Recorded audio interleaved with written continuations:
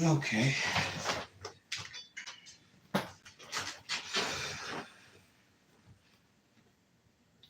Your show will go live in 5 seconds. 4, 3, 2, 1. Talk Radio.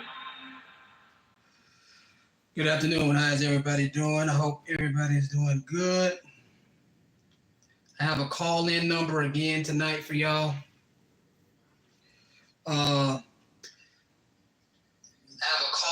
Sorry about that, y'all. The case that I just read today, Arnold V. Kemp et al. I'll have him on the show today. He'll be on the show today. He's going to be on the phone. This dude is amazing, y'all. He's amazing. He is amazing. I don't even know what else to say. He's just amazing. Randy said I'm 1 minute early. How you doing, Miss G? How you doing, Randy? I hope everybody doing pretty good, man. Let me give y'all this call-in number. I'm gonna add it. Let me add the call-in number into the chat.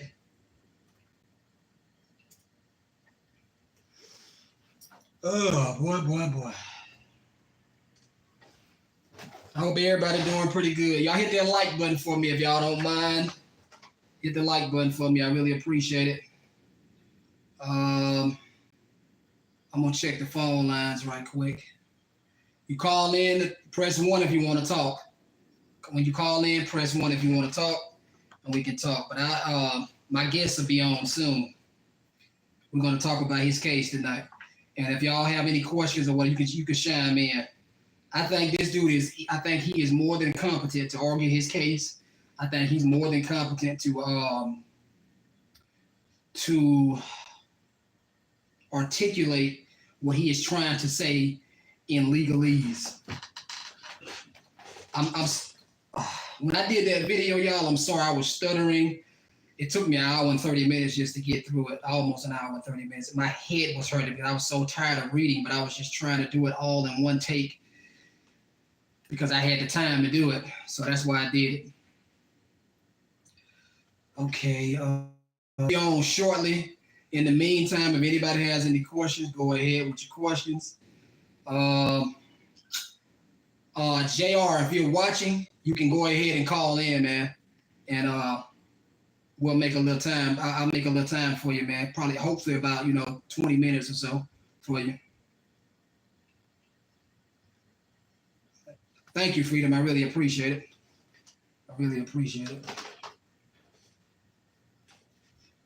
My office desk is a mess. I got rags, empty water bottles all in there.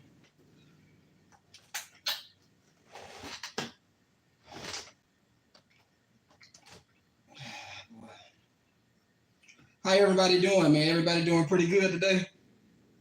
Check Trinity versus Pagliario. Do you mean when that case held that attorneys basically could not testify and statements of counsel in their briefs are not considered evidence? Is that what you're referring to, Freedom? If that's what you're referring to, I did a video on my channel titled Trinity versus Pagliario. Yeah, I did a video on that on my channel. And in the video, I'm basically showing you I'm basically showing you cases that are all over the country that have basically held the same exact thing. The reason why I did that was to let people know that that principle is not just applicable in I think it was Pennsylvania. It's not just applicable there. It applies everywhere. The reason why it applies everywhere is because only a witness can testify. And if you are not a witness, you cannot testify. Oh, it's no big deal, Freedom. It's no big deal at all. No need to apologize, but you just giving me something to talk about, just to teach people. That's a principle and it applies everywhere. Only a witness can testify. If you are not a witness, you cannot testify. So this is how it goes. When you're trying to get evidence admitted into court, you have to do it under, if you're in federal court, you have to do it under the federal rules of evidence. let's say if you're in Georgia, then you have to do it under the Georgia rules of evidence. If you're in Pennsylvania, you have to do it under the Pennsylvania rules of evidence. If you're in Florida, you have to do it under the Florida rules of evidence. But the principle is basically the same thing. So there are two elements in which testimony from a witness will be allowed that need to be met. One, you have to be competent to testify. Two, you have to have firsthand personal knowledge of what you are testifying to. If I'm not mistaken, I believe those are the two elements that you need. So let's say that there was a robbery or something like that, or whatever, and I didn't see what happened. That means I could not testify. I wasn't there. I couldn't testify. Or aren't they all below federal in the first place? They're all corporations. This is what I think. I've heard a lot of people say this, and I'm starting to believe this. Yeah, that's right. Hearsay and conjecture. Now, hearsay to a certain degree is allowed to be admitted. I forgot what were the grounds for allowing it to be admitted into evidence, but you are right. Certain hearsay is not admissible, and some of it is. It depends on. I think it depends on. I don't know, because I don't want to lie to you. I got a vague memory or whatever, so I got to have a vague memory of it, so I don't want to confuse anybody or mislead anybody. But everybody who I heard in this particular field with studying law, they say that the federal government is like the parent corporation, and all of the states are sub corporations under it, or so to speak. I can believe that. The Constitution. Let me see if I got anybody on. I'm sorry, I'm just talking. All right. Let me post the number into the call in. Let me post the call in number into the chat again. This is what I believe. I've said it yesterday, but this is what I believe. I believe that the United States Constitution is a charter. That's what I believe. As a matter of fact, I believe that all state constitutions are in fact charters. And the reason why I say that is because all of the states are corporations. They're all corporations. They all have EIN numbers, and they all have DUNS numbers. And they're all in some way, shape, or form tapping in at 5. Okay. He said he'll call in about 5, but they're all in some way, shape, or form are engaged in the trading of commercial paper, negotiable instruments. And when they start doing that, according to the Clearfield Doctrine, they're no different than a private citizen, or so to speak. And in a private transaction, anything can be considered as money. Anything.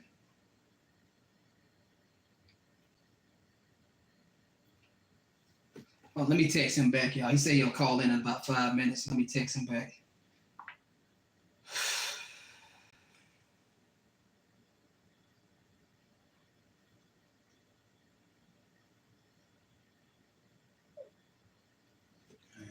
This dude is brilliant, y'all. Like, his argument to a certain degree about the states not being immune because of holding in either Erie or Swift v. Tyson, something like that, it kind of went over my head a little. I'm not going to even lie. I have to go back and reread that. I'm going to have him on the phone lines in a minute, and we'll be talking about it, and we'll be talking about his case. Y'all can ask him some questions about his case if y'all want, when y'all, once we get on the phone or whatever. But it's very interesting. And he articulates himself very well. Very well. Public Law 73-10, all public and private debts responsibility due to private responsibility of U.S. due to lack of lawful money. I think that's what he's. Yeah, I know what you're talking about. Everything is a negotiable instrument. I've been a little. I haven't a lot, but I've been just doing a little research on what a security is, and it seems that the definition for security is extremely broad. It's extremely broad. That's why I posted a few cases on it. I think yesterday or day before yesterday. If you haven't already, hit that like button for me, y'all. I really appreciate it. Let me go get my water right quick. I'll be right back.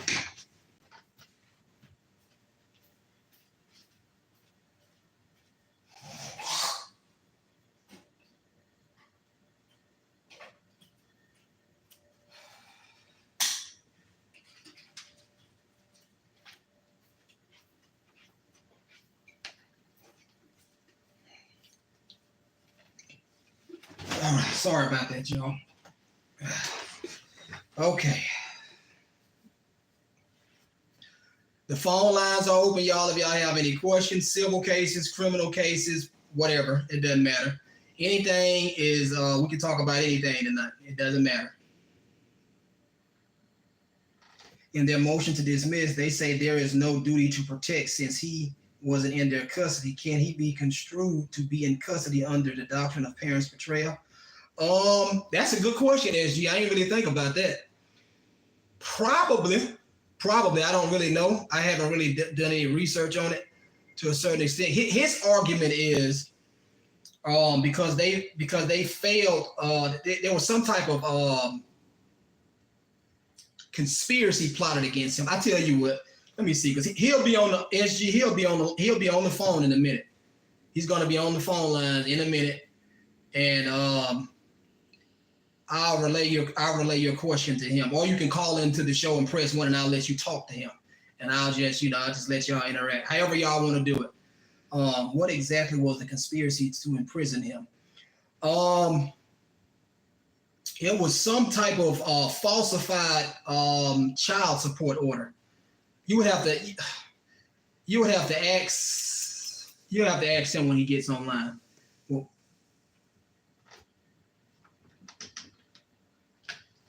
he'll be on in a minute. He's going to be the guest, the co-host tonight on the show. So he'll be on in a minute, so y'all can ask him. I got a headache, y'all. I ain't gonna even lie. I got a headache, boy. Black Rose. I think he's online tonight. Well, I think he's online now. I'm not really sure. But when he call in, he'll let me know. He'll press 1 or whatever, and I'll turn his microphone on, and we can just go from there.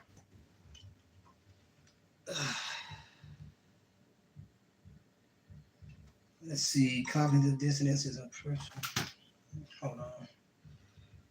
That's me. Okay, so he's on. So all right, he's on now. I'm gonna go ahead and turn his microphone on now, y'all, and we'll just go ahead and start. Black Rose, Dre, what it do, man? How you doing?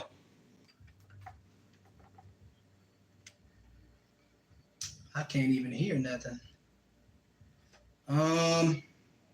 If I can't hear you, Dre, if you talk, I can't hear nothing. Come to think of it, let me see.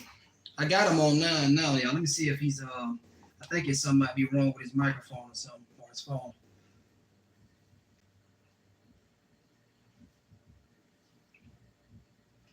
I'm texting him right now, y'all. Y'all hit that like button for me, y'all. If you haven't already, go ahead and hit that like button for me. I really appreciate it. Let's see. And was the child support order in his custody agreement, or did someone file for child support through the child support agency? Also, I don't really know, SG. I'll let you ask him all of that. I don't really know, but I didn't do any research to what happened to him in regards to his state law cases, his state lawsuits. I don't know what the merits are to that, but he does. All right, I'm gonna turn the microphone off, and then I'm gonna turn it back on and see if that'll work. I have him online now, but it's not working for some reason.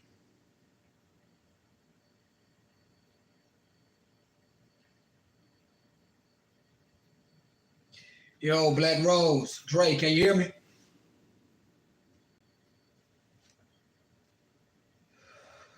I can't hear nothing. I don't know, man. I don't know what's going on.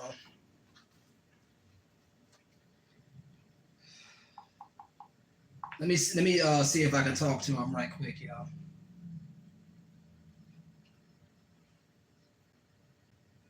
I can't hear nothing. Let me try to call him. Hold on, y'all. Sorry about that.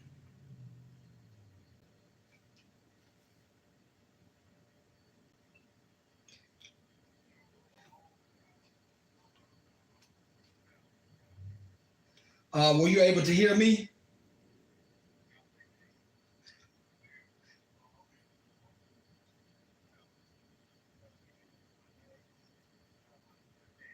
Okay. If go ahead.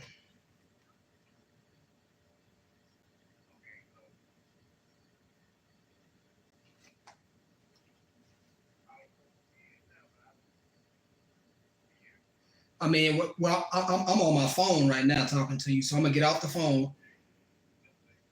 Gotcha. All right, let's try it again now. All right, let's try it again. Yeah, can you hear me? Yeah, I can hear you now. What's going on, man? How you doing? All right, perfect. Okay. Yeah, man, feeling good, man, feeling good. I got a few questions for I don't, but some of my listeners, some subscribers on my channel, they have a few questions for you about the child support thing. I'm gonna read you. Let me see. His name is. I wish it was a way that you could, pretty much, have me share my screen or something. I don't know if you got that specific feature kind of set up where you can kind of share the screen. No, I don't. I wish I did. That sounds real nice, though. Sound real nice. I don't know how to do that. We probably have to discuss that next time. I got OBS Studio and things like that. Oh, okay. And on a specific YouTube page that I really, but we can kind of work some out with it. We can kind of tweak those things. Okay. Appreciate that. Yes, indeed. So one of the questions from a subscriber named SG. He says, in their motion to dismiss, they say that there is no duty to protect since he wasn't in their custody. Can he be construed to be in their custody under the doctrines of parents' portrayal? That was his question. I'm not sure if he's suggesting was that your argument, but he had. Okay. That's actually a good goddamn. I said the same thing. I didn't expect that from mine. I said the same thing. Yeah, so if let me see. I'm gonna try to pull up my specific suit right now. I'm actually on my web page. For anybody that wants to read my specific lawsuit and my responses, you can just go to my web page. It's inkinhistory.com. That's INKING history.com. And you can read my response and opposition. So pretty much, man, what's going on I'm gonna answer that question. But the gist for everybody that don't know, there has been pretty much a major conspiracy against myself, and I believe it's because of my constitutional challenges of the municipal courts in the state of Georgia, and essentially because they know that I have information in regards to child support and child custody. So, we're talking about a state that is weaponizing itself against an individual without any law experience because of his legal knowledge. So, what I essentially did once I started spotting the things, so it was a conspiracy to commit false imprisonment. So what I done, I stated that was state-created danger or more vulnerable to danger. Now, I guess the brother who asked that question, he pretty much read the case of Deshani. And what the case of Deshani says that a state has, pretty much a duty, an affirmative duty to protect the people from state-created danger. It does not have a duty to protect the people from themselves, right? Mm-hmm. All right, so to answer his question, if you go down to where it says breaking news and you click on my response and opposition to the corrupt defendant Carr and Attorney General, both of these rhinos. If you go click on my response to these individuals, you scroll down to the, let's go, let's see here. You scroll down to the, because I want to specifically answer that question. Page 8, right? So if you go to page 8, I have a section where it says defendants have a special relationship and or duty to protect plaintiff from state-created danger by others, created by others.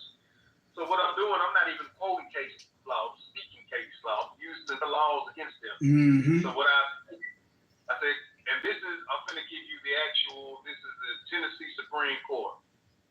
So this is Bradshaw versus Daniel. So what I'm doing is I could have easily found this same specific law or same specific quote in any other cases. But what I'm doing is showing a court, or at least an impartial court, whenever I find one, that there is legal precedence behind what I'm going to state. So this is the specific quote. It says, while an actor is always bound to prevent his act from creating unreasonable risk to others, he is under an affirmative duty to prevent another from sustaining harm only when socially recognized relations exist, which constitute the basis for such legal duty, right? Mm-hmm. So let me read that again. Now, the brother asked a question. I think he said they didn't create the danger. Is that right?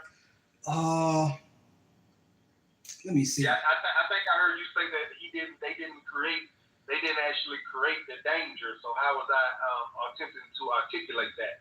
So what I did was basically state, let me read this again. While an actor is always bound to prevent his act from creating unreasonable risk to others, he is under the affirmative duty to prevent another from sustaining harm only when socially recognized relations exist, which constitute the basis for such legal duty.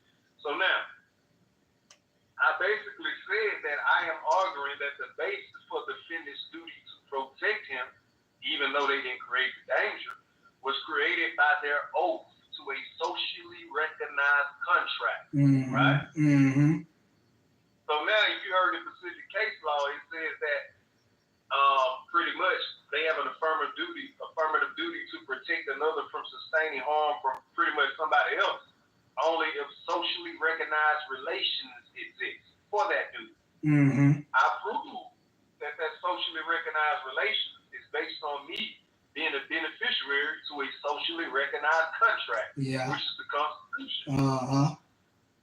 So that's the answer to that question. So pretty much what I'm articulating is things that attorneys and lawyers are just too scared to do, or too scared to allege. They're pretty much working with the same type of fraud that's been perpetrated over the people. It's pretty much why the missing 13th Amendment, when we talk about the title of nobility, I think I heard you talking about that on one of your shows. Yesterday. Despises these attorneys and these lawyers. So we've been pretty much placed in a BS conundrum, head up under obscurity, and now you have an individual, and just so happens to be an African American, if they want to classify that, just for the purposes of, just what society will look at it on the surface. Mm-hmm. That a black male that is actually articulating something that they thought not even Harvard attorneys will ever find out. Doing this without any legal experience. That's one reason they don't want to let this case go through. You are not supposed to be a pro se litigant and go in there and do shit like this. You just not. I hate to tell people that, but it's the truth. These people, they hate us, man. It's like they're trying to protect. It's like they're trying to protect their livelihood, or they're trying to protect the status quo of. I don't know what it is, but I was shocked when I won my case. Even though it was a settlement, I still won, in my opinion. But I was just shocked that even happened, because it's very, very, very rare that it happens. Exactly. If pretty much, I believe you said in your case you sued two police officers things like that. Mm-hmm. So pretty much what they're trying to do in my case, they're trying to set up a circumstance in which individuals coming before me know not to challenge their master. That's what that is. So, that is all it is. They want to put a situation where they say, well, hey, you can challenge the low level people and things like that. Pretty much you call an attorney. If you're not talking about police abuse or excessive force, that's gonna just hang up the phone on you. So it's pretty much they gave a green light to all of the pirate soldiers on the road, who pretty much risking their life, they don't even have a clue of the whole situation there. They given the green light on them, but when you talk about judges, attorneys, and even some of their clerks, this is just outside of the norm. This is like, hey, you can challenge them right there on the porch of this slave house, this plantation, but we dare you come in this living room and damn sure dare you come into this master bedroom and challenge us. You get what I'm saying? Yeah. So that's what it is. You're definitely right. Okay. His next question was, he says, what exactly was the conspiracy to imprison you? Okay, so first off, let me just, because this thing gets real deep, you know what I'm saying? I read it. I did a whole hour and 30-minute video on it today. Yes, indeed. I got to go check that out. But, yeah, man, so the Pacific conspiracy, I believe its motives, I just, basically stated I believe its motives is based on my knowledge. You get what I'm saying? I agree. So, I agree. But how did this all start about? So pretty much before this, let's just say the number one thing that took place to set this conspiracy in motion happened on October 7th, 2021. You know what I'm saying? Mm-hmm. And if anybody's out there listening, the judge who actually falsified the child support orders was the same judge who dismissed Trump's voter fraud lawsuit on October 13th, 2021.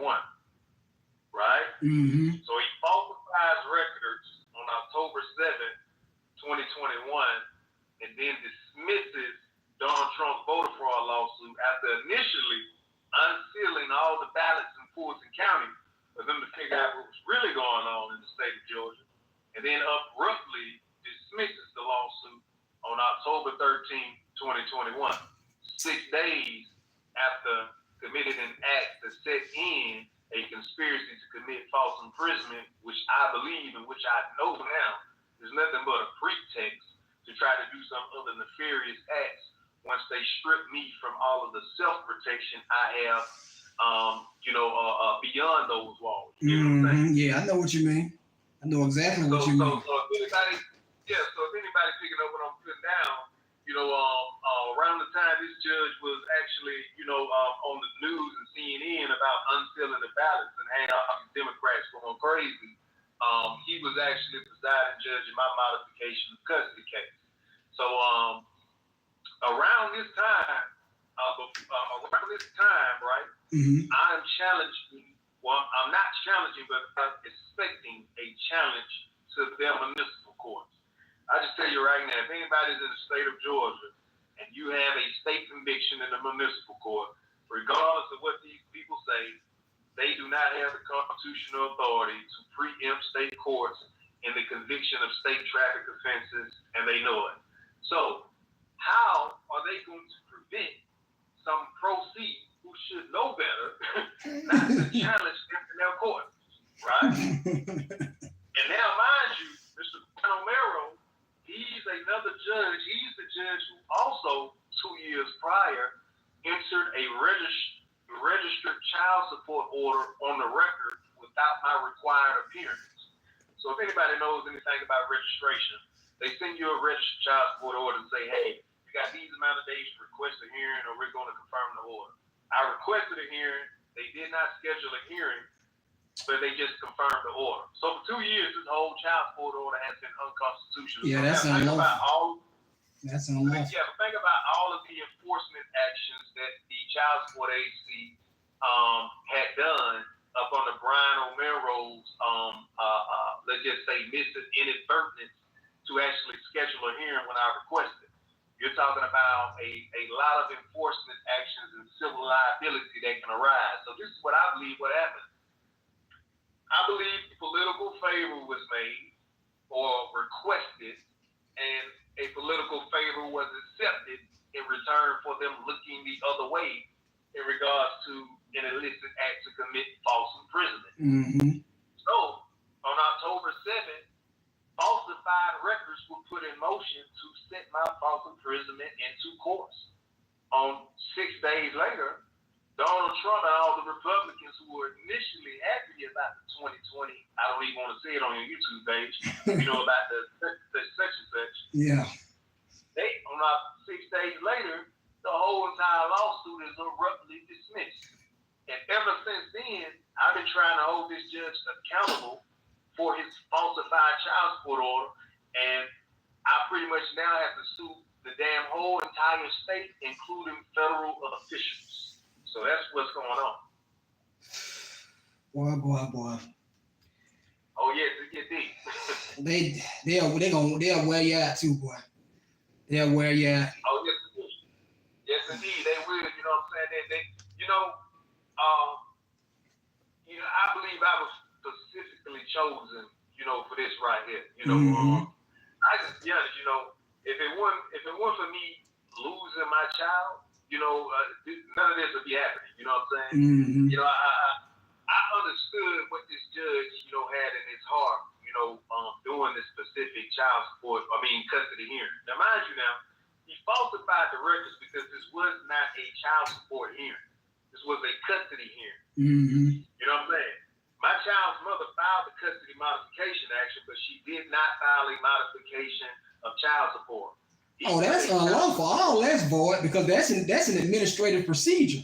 She had to do that through some type of. Right? She had to do that through some type of statute. So all administrative agencies, which would be the child support court, are so-called courts of extremely limited jurisdiction. It's extremely limited. So if she never even filed that, hell no, boy, man. Yeah, so what this judge took it upon himself to do was just say, you know what?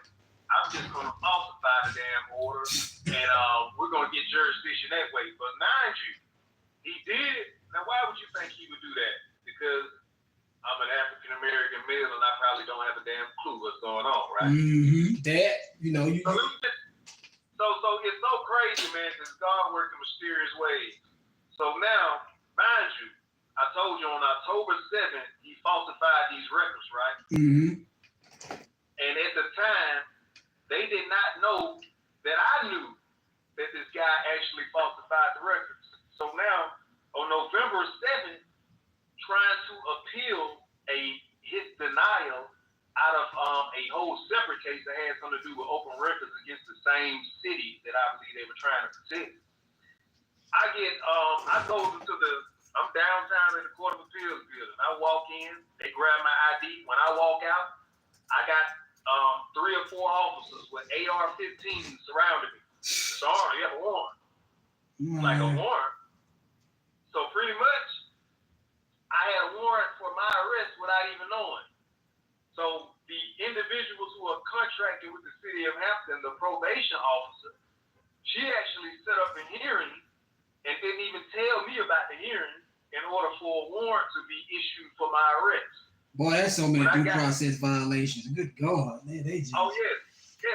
So when I got down to I think it was an officer that I was speaking to, and I think she pretty much saved me. And this just so happened to be a white woman.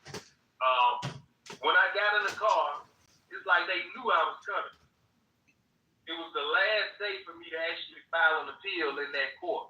And it's like they knew I was coming. They knew I had that warrant on. So when they finally got me, put me in the car, I'm telling the officer, pretty much of what's going on. I'm telling her about the suspicious nature of an individual who knows he has a warrant and, things like that. Mm-hmm. So I think the Lord kind of got a hold of her heart, and they were supposed to take me somewhere else before they eventually took me to where they took me. She she basically skipped where she was supposed to take me and took me right to, the Henry County Jail. So when I got in there, these motherfuckers they're trying to isolate me for COVID. Yeah. We believe you have COVID. We believe you have COVID-19, sir. We probably need to isolate you away from population. Yeah. I get where you're going with this, man. I get where you're going. I can't. No, that's not gonna happen. Take the test again. Take the test. Yeah, you can take it. Right. You know what I'm saying? So, man, people need to understand the stuff I'm stating right now. What I'm stating right now is, if I don't get released in these courts for what I'm doing, you might as well kiss your goddamn freedom goodbye. Basically, yeah. Basically, you are absolutely right. You are absolutely right. Exactly. There will be not a chance in hell anybody can come in these courts and get any type of relief again if these individuals are successful at railroading and doing whatever the hell they're trying to do. You get what I'm saying? They tacitly authorizing this shit. Exactly. That's what they do. So yes, exactly, man. So that pretty much is what that whole happenstance with that conspiracy. But ever since then, I've been suing them for what they've been trying to do, and this full conspiracy plot. And pretty much just these courts have been railroading obvious relief. I texted you today about Judge J.P. Boyle. I filed a motion to file electronically in this court in Arnold P. Kemp because of previous instances of the actual clerk's offices destroying mail. It got to the point that shit I filed over the counter they destroyed. Man. Like, damn losing the mail. You know what I'm saying? Like, you know what? Fuck it. We can't even. He's just too good. Let's just destroy the whole goddamn mail now. Like, so Boy. I put these instances in a motion to file electronically because according to their rules, they got rules of where you cannot actually file electronically unless you prove that it's for just speedy and inexpensive cause.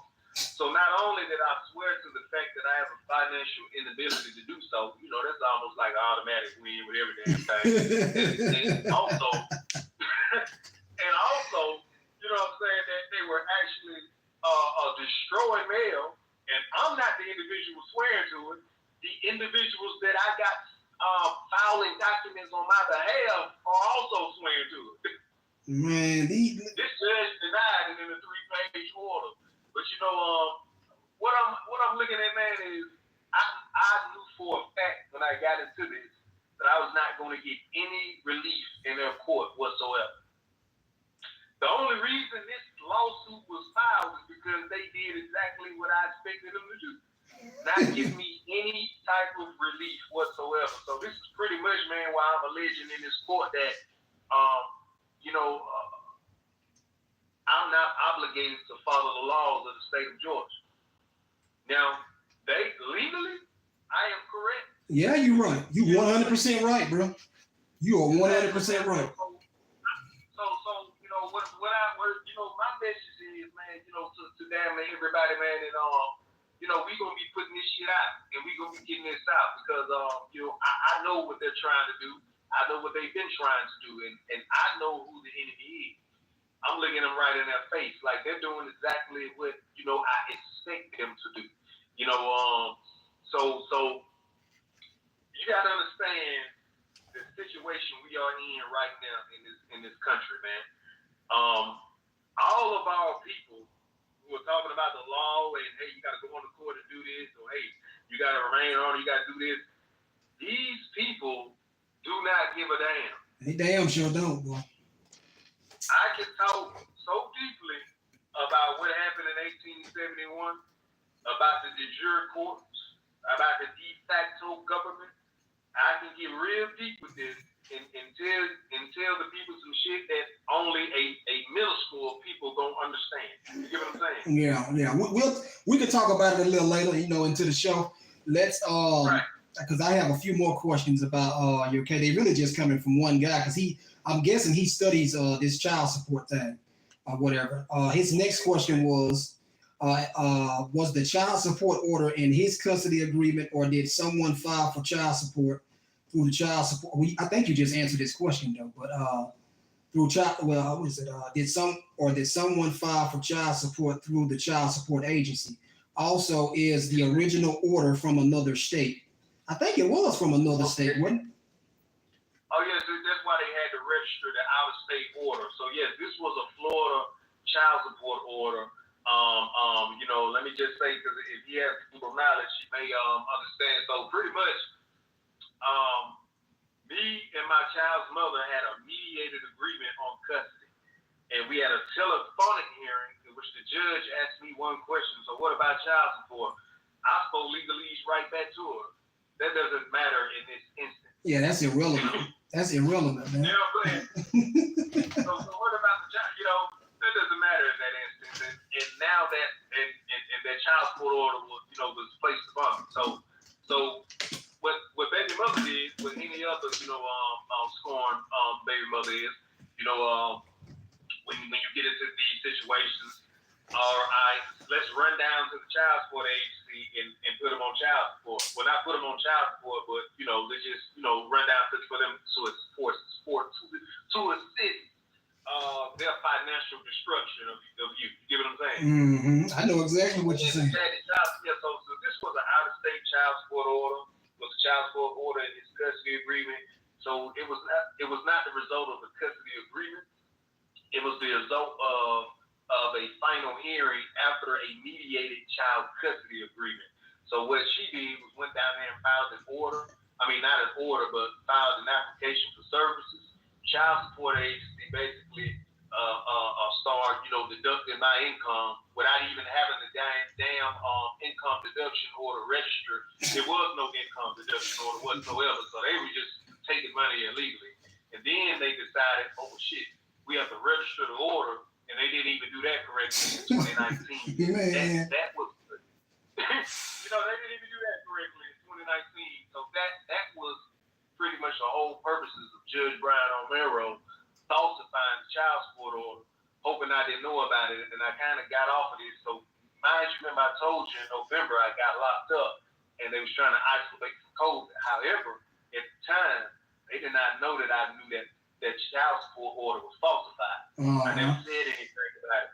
So, I was able to pay and get out of jail within 24 hours.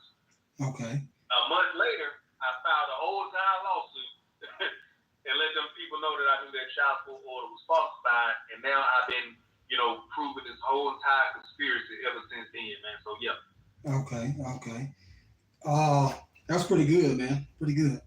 The next question from SG says, was it a default judgment? Allegedly. Oh no. Yeah, I don't think so. You seem like you was on top of that, but there's a few suggestions in here for you. Saying mail from out of state if you can. Let me see. Record while delivering and ask for timestamp copy. That they mean all that's good, but they might start tripping. You in federal court. They might start tripping up in that motherfucker. You go to ask them to do all that shit. I think he's trying to prove a commercial basis, but once I believe it hits a federal building, it's commercial anyway. That's obstruction of justice of federal proceeding. You know what I'm saying? Mm-hmm. So they're just doing that just for the purposes of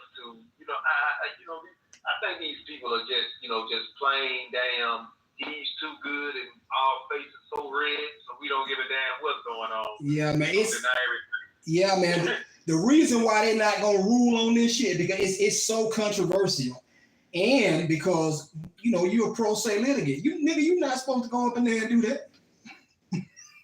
Exactly, especially being the N-word like you just said. Yeah, man, you're not supposed to go up and shit. You're not supposed to go up in there and do that, man. And you articulated your lawsuit, man. You articulated that shit very well. Exactly. So they look at it and go, oh shit, so they think that people are so stupid. This is what I don't like about most people. They like this. But what did the judge order? Well, the judge is part of the same damn corrupt organization that you people talk about all day, every day. The judge, damn what the judge order. Go read what is being written. Mm-hmm. You get what I'm saying? They're going to protect their whole They sure will. They sure will. The people I keep telling people once that. the people, I keep telling you know people what, that. you know, once we get into a sense of fear, they pretty much already won. They're like, okay, well, shit, you know, y'all ain't gonna do nothing about it, so all right, we'll just do this and do that. But I definitely, I guess as you say, he's not getting any notices from Georgia or Florida as required. Oh, they ain't even gonna notify me. The point is to not notify. They get a whole damn hearing for me. The point is to not notify me. Yes, people don't understand. A lot of people have not quite understood that, you know, a lot of people like to say, well, you're supposed to do this, you're supposed to do that, you're supposed to do this. I'm trying to alert the people that, hey, look here, it don't matter. I'm doing everything right. Yeah. And it don't matter. Mm-hmm. I am trying to expose to you how corrupt this government is, and then expose to you the legal remedies that have been set up, which we can utilize to actually neutralize this shit. Because we dealing with some shit now, man, like I said it is on my website, man, a lot of people fail so we could stand. You get what I'm saying? Mm-hmm. Like back, you got to think about, man, the likes of Malcolm X, man, Fred Hampton, Martin Luther King, you know, those men who had stories of around the time of Civil War, and then, you know, and did some incredible shit that we can't even hear about. The Gula Geechee War, man. You know, I did a series about that on my TikTok, man. It had over 500,000 views. You know what I'm saying? Yeah. You know, talking about African, Black, and Indians fighting the United States government together and won twice. Beat all of their military generals for the state of Florida, man. But, you know, we end up, you know, most people end up taking deals and they end up pushing us to Oklahoma. You know, man, we are in a situation now, man, where we live in a country that about 150 years ago, I mean, you had people fighting for me to say what I'm trying to say right now. Mm-hmm. I agree. We're not even in a situation to be sitting down playing Madden right now. I agree, man. Like, I agree. You know, because we got little ones right now that we got to look at. Like, you know what I'm saying? Like, I told somebody, man, I said, look here, you ever seen that movie Flight 11? Where you had all those people on the plane. Everybody know this plane is about to crash. Motherfuckers going down. And they might give you some wine and cheese on your way down. You may watch a movie. But you looking outside and you see exactly what's going on. And all of your offspring is in the back of this plane. Your children and unborn children. Right now, it depends on what you will do right now to ensure that plane lands safely. Because what these people got in their hearts right now, way worse than 9/11. Man, these folks get on my damn nerves, but I have an extremely low tolerance for these people, because you can be, like I've stated this numerous times, you can follow all of the rules and you can be 100% correct in all of your arguments, but if you are not one of them, that shit is not finna fly. Exactly. It is not gonna fly. It's not gonna fly. It's very, very, especially something that's so controversial than this. This is why I always tell people, like when they try to argue the right to travel in federal court in a 42 section 1983 lawsuit, you out of your damn minds. You out of your damn minds if you think that they gonna rule on that. They're not finna rule on that. You know how much money that's gonna cost if they rule and expose that shit? They're not finna do that. They are not going to do that.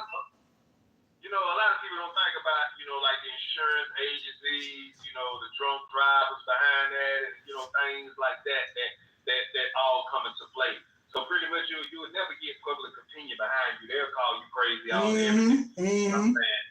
So you can argue that right to travel shit all you want, but pretty much they'll just make you seem like one of those sovereign citizens. Yeah. You know what I'm saying? Hold on, I got let me see if I got somebody else on the line. Let me see if I can all right, let me see. Caller 2664. What's going on? How you doing? Hey, how you doing? What's good, man? Is this SG? Yeah. How you doing? Yeah, what's good, man? What's good? I'll go ahead and because I think you wanted to talk to DeAndre. So I'll go ahead and let y'all talk.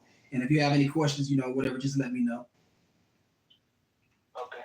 I have my own child support issues, but nowhere as bad as yours. It was. I didn't get to listen to the whole video on your response. I think I got maybe about 45 minutes into it. But in their motion to dismiss, they mentioned that you have a remedy through the Supreme Court, and they said that it was some kind of it was something I you were supposed to do. A writ of mandamus, is that what you're talking about? I'm not sure. It was something that they said you would have to have done prior to suing them for violating a statute or something. And I was curious if you looked up whatever that was that they suggested that you would have to do. All right, yeah. So let me just tell you right now, that woman Ellen ain't got a damn clue what she doing. She don't know what she's talking about, and I'll run laps around her all day. Now, what she was speaking about, the only time she mentioned... I will say, I didn't see your complaint, so all I had to go by was how they responded. So I'll give you that. Right. Yeah. And my response, I basically stated that they tried to attempt to abscond from the gravity of the allegations in there. You know what I'm saying? You know how these people do. They're going to look at the complaint and they're going to try to downplay it to kind of, because they know most of the people are trying to, see their response because, they still have the society up under this, I call it a social curse, as if they're a legitimate government when these people are nothing but criminals protecting criminals. Mm-hmm. You know what I'm saying? So let me ask you real quick. In the complaint, did you give the details of your actual arrest? Which arrest are you speaking about? I guess it's more than one. I only knew about one of them. If you talking about just describe one.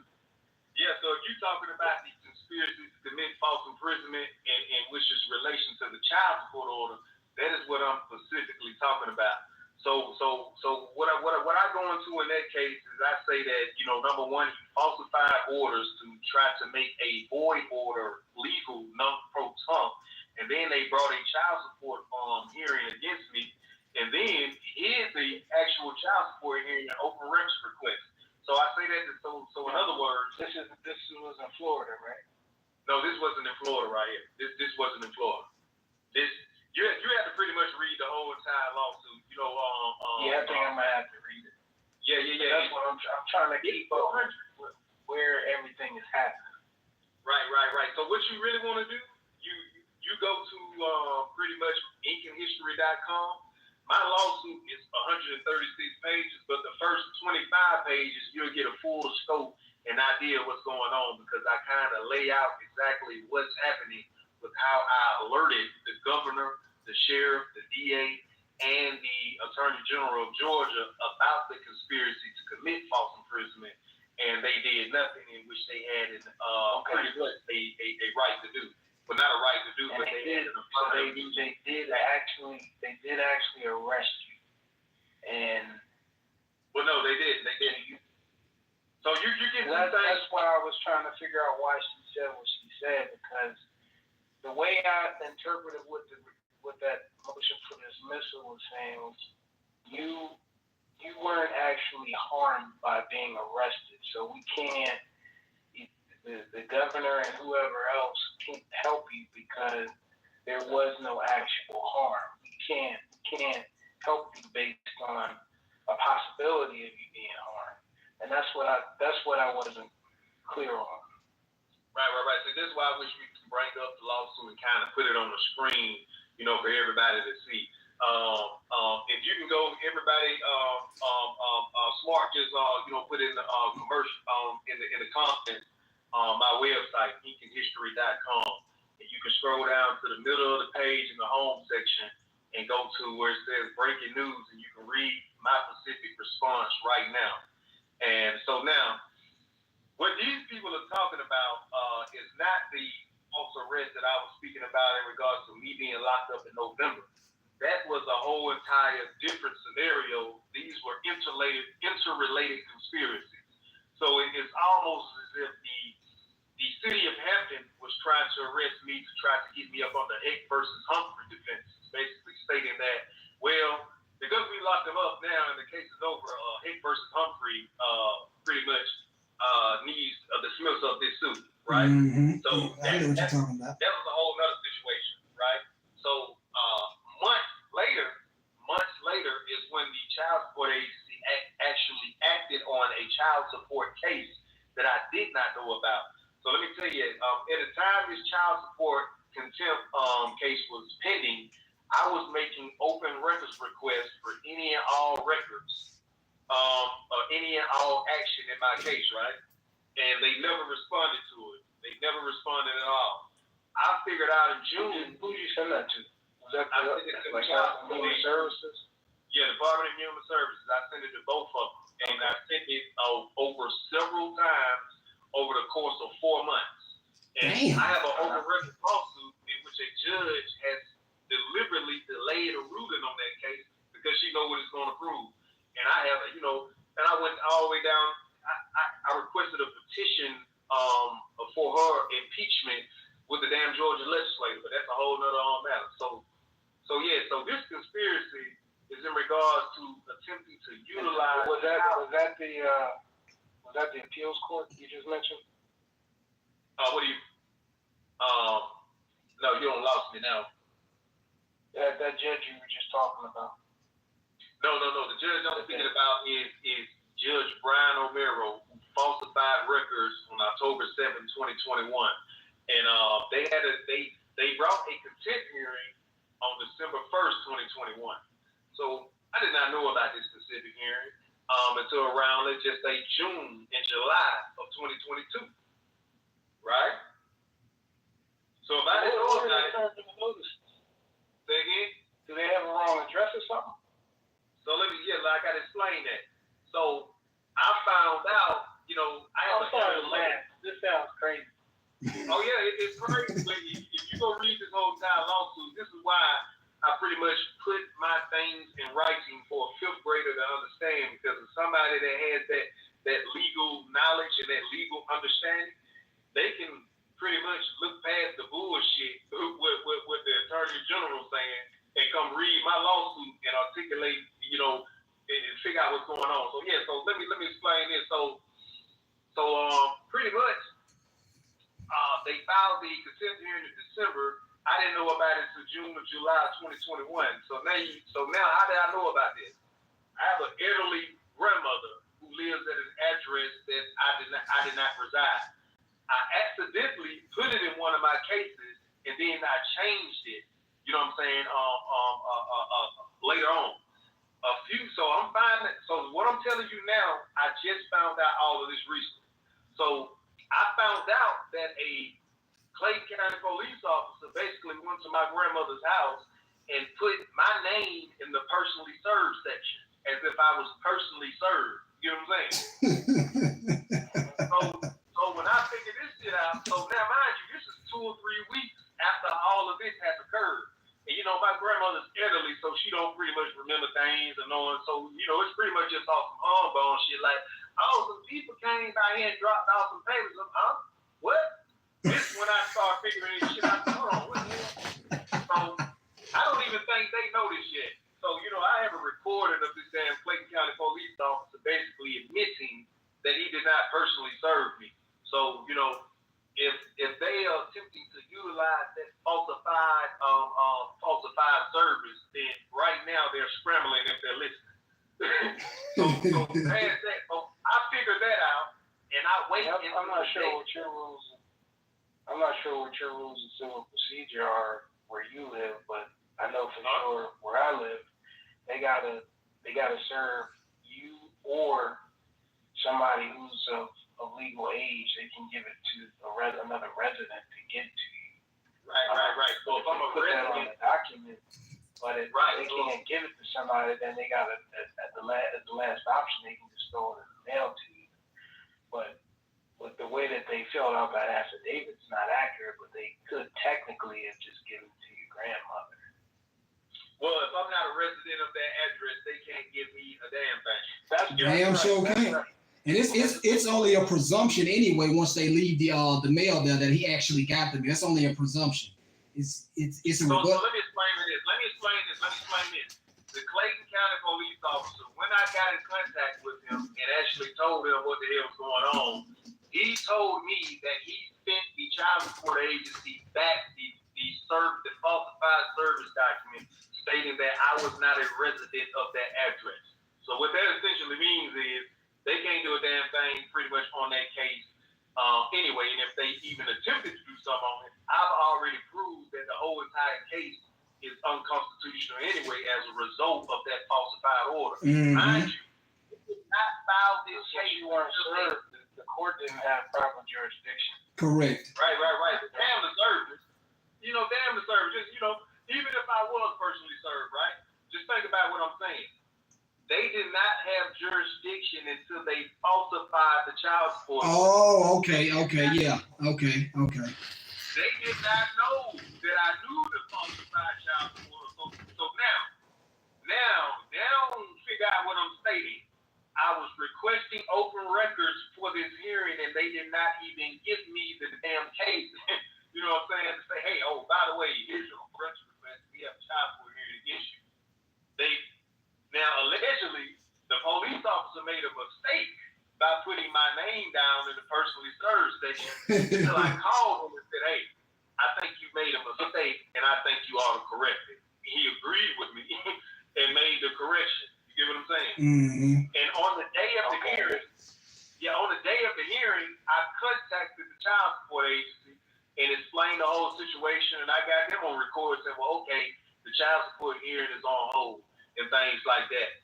So pretty much this whole entire case, I believe, was to be put against me without my knowledge in order for them to put a secret warrant on me and bring the goons up. You know what I'm saying? So pretty much it was going to be a situation in which nobody was going to warn me that the British were coming. You know what I'm saying? However, the Lord, with his great hands, put on me that, hey, this is what they're doing and this is what they're attempting to do. So I foiled those plans and I filed a whole entire damn lawsuit, a writ of habeas, proving what was going on. So now what's happening is this shit is about to put so many people in prison that the only thing that they can try to do is commit more felonies to try to stay away from it. Mm-hmm. Yeah, you could, if it gets too bad, you could send something to the FBI for securities fraud. Well, I don't know if they do anything about it. Oh, but I got them. The FBI, man, so people gotta understand. So, if you go read my case, man, you'll figure this shit out in a minute. You'll understand while I'm telling people that a government that does not provide protection, it's a such thing called the protection for obedience doctrine. You hear what I'm saying? Mm-hmm. So I'm gonna read this specific case. Let me see, can I find it? Matter of fact, it's right here.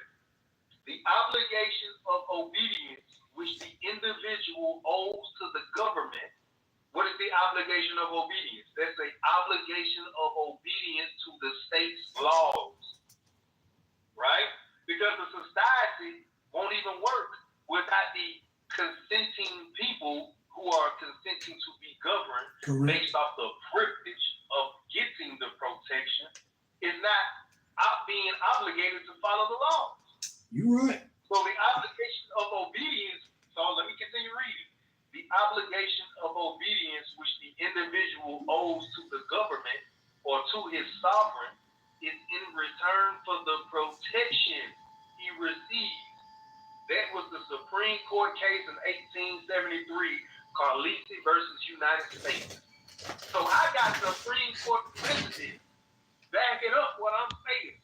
That if you're not going to provide me the protection, I am no longer obligated to follow your laws. So now, what does this mean? So what does this all specifically mean? Man, if people knew their power, first off, you got to understand something. If you understand this, you understand what the state of nature is. let me explain something to the sovereign citizens out there who still believe that, you know, if you don't sign a contract, you're not consenting to be governed. If you don't want to consent to be governed, stop quoting the Constitution and operate in the state of nature. Now, if the police violate your rights or do anything of the sort, you pretty much cannot, you know, I'm going to say you cannot quote the Constitution, right? Because guess what? If you quote the Constitution, you're consenting to be governed because the Constitution only applies to members in a consenting society. Right? I tried to raise that question before. But, right? I just explained it to you. That's the answer. I got to do some research on that. I've never really. Like even if you Go ahead. If you claim to be a citizen with a capital C, you're still putting yourself under the jurisdiction of the United States of America. So you still got to follow their rules, even if you don't follow the United States statutes. Mm-hmm. Let me tell you something. If you want to go, this is what I want to explain to some people, man. I'm gonna say some real shit that I know smart lot going on. Hey, you call yourself conscious, don't you? Yeah, conscious low. Yeah, this is what conscious is gonna pick up on, man. You know, so just think about what I'm saying. If you go read John Locke's Second Treaty, you'll understand what the state of nature is. The state of nature, there is no judge, there is no jury, there is no legal society. One is his own judge, jury, sheriff, he's the damn army chief, he's the president, he's everything. Mm-hmm. Nobody has authority over him. But guess what John Locke says is very important, what a lot of people don't understand and ain't got the heart for. What he says, he basically put it in so many words. When you as a sovereign come into it with another sovereign, your only appeal will be to God. Yep. Damn sure right. I read that in a couple of cases, come to think of it. Matter of fact, it was relating to something about sovereignty or something like that. I can't remember what it. I can't remember. I think I cited it probably on my YouTube channel. I don't remember when, but I damn sure read it before. So now just think about this, man. Think about the power that I'm holding right now, and why you know, I'm alleging on federal record a conspiracy to commit an assassination attempt against a United States citizen. So now, what I just explained to you, right? Imagine 100,000 individuals decide that we want to operate in the state of nature. We won't consent to be governed. We do not consent to be governed. And guess now, even though the Federal Reserve is so fucked up and all that other shit about stealing the money and all that, guess the good thing about the Federal Reserve, I can utilize their money without consenting to be governed because the Federal Reserve is not a part of the government. So I can still do business with the government through corporations, but I can have my own plot of land and I can call myself a sovereign that is essentially can protect themselves. I got 100,000 men over here with their families, and we all got guns, and we are all peaceful. We don't want no problems. We got our own Tesla factories. We building our own condos. We got our own city. Nobody go to work over here. We got turbines and shit. We motherfucking, you know what I'm talking about? We building electricity with the same thing they did back in the day. You find these on Egyptian hieroglyphs. You got people on TikTok right now that is lighting up not candles, but they're lighting up light bulbs with magnets and coil and copper. Mm-hmm. You can build your own damn city. We are just up under the jurisdiction of a sovereign government who's pretty much saying that, hey, we'll give you protection in return for your obedience. Obedience means pay us taxes. Your obedience means pull over when we stop you. Your obedience means do this and do that. I am the first person probably ever in the United States to put on a federal record and invoke the protection for obedience doctrine. It is a very dangerous doctrine because it all goes back to public confidence. The only reason people are consenting is because they have confidence in the government. If the people lose confidence, guess what they're going to do? Revoke their consent. Mm-hmm. Let me read you something right quick. This is something that was held in Alabama. I've read it on my channel a couple times. It's from Michael V. State. And the holding, this is from 1867. It says, no doubt, the ultimate sovereignty, the government making sovereignty, meaning the power to create government, resides in the people. But after a government is once formed by the people, they can only exercise this sovereignty, meaning the power to create another government, either by revolution or in the manner that they have prescribed to themselves in the Constitution. So the only way that this shit is going to, people just got to opt out. That is the only way that this shit is going to stop, because they not going to stop. They are not going to stop. They not. Exactly. You a damn fool if you think they are. You a damn fool. Go ahead. I'm sorry, SG. Go ahead. The idea is that we didn't knowingly opt in. We got into it based on our conduct, so we had to change our conduct. Yeah, and we didn't like they really should teach this shit in like elementary school, man. I agree. Before I forget, you said there was a contempt order. What was that for? Well, not a contempt order. It was a contempt hearing. Hell, they might do got an order, but they ain't telling me about it. So, they better not let me try. I ain't gonna say too much on it because one thing. Was that based on not following the so-called custody order or something? Oh no. There's no contempt of nothing in custody and things like that. All of that, man. That's just, it was a custody hearing in which my child's mother filed. This woman filed a child custody hearing. She was supposed to lose that case. I'm bringing up matters in which this woman ran me over with a car, punched me in the head at the damn Walmart. Had my child staying in the house knowingly while I was molding it. This judge, a damn fool, because if you understood what could have happened and what is happening now, I bet all of his corrupt buddies is telling him, you should have just gave this man his damn child, because look at what happened. The whole damn order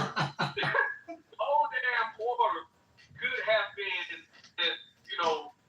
irrelevant, because I would have had custody and the child support order damn it would have been terminated, and I wouldn't probably even be here.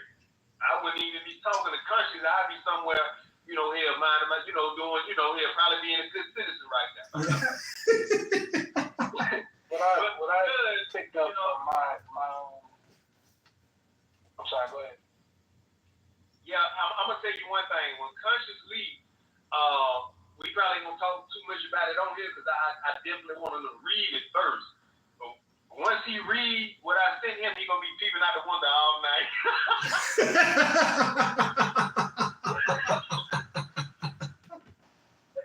You're gonna be peeping out the window all night because, like I told you, it's one thing to talk about it, but it's a whole different feeling when you know. Because when you know, man, you start looking at this shit. And then, man, when I tell you, once I understood who this government was, I'm going to just tell you, man, all this relief these people think they have, these people have strategically foreclosed this relief with fake Supreme Court cases and rulings and shit and all this, man. You got to think about it, man. The Dred versus Scott case, the only reason that ruling, I believe, occurred was because Abraham Lincoln was dealing with a bunch of judges who were essentially racist. Now, how do I prove that? Because one of the judges in the leading opinion, as soon as he made Dred versus Scott, this man resigned and joined the damn Confederate Army. So we dealing with situations in which this is what I think occurred, man. I think Abraham Lincoln had no choice in order to protect his race and to protect his race, right? Now, in order for him to do that, he had to What was his race? His race, I believe, was, let's just say Caucasian. Have you ever heard of his? He had supposedly it was an autobiography he had written where he described himself, and he described himself as essentially a mixture of Indian and Irish, and it wasn't the light-skinned version of Indian he was talking about in that book. That's why I asked. I was just curious. I've heard he was a mulatto or something like that. I've heard of that too. It probably is true. Yeah. And that will kind of add. And I think that's why he's the only one with a brown coin. Right.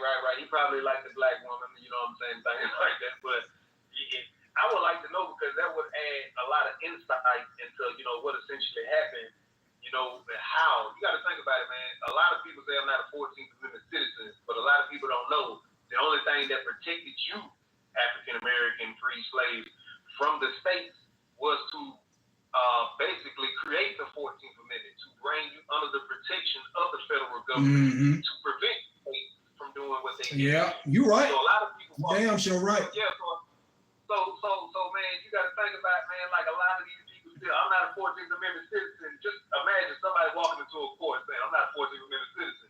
And you got a Ku Klux Klan descendant judge saying in his mind, well, damn good.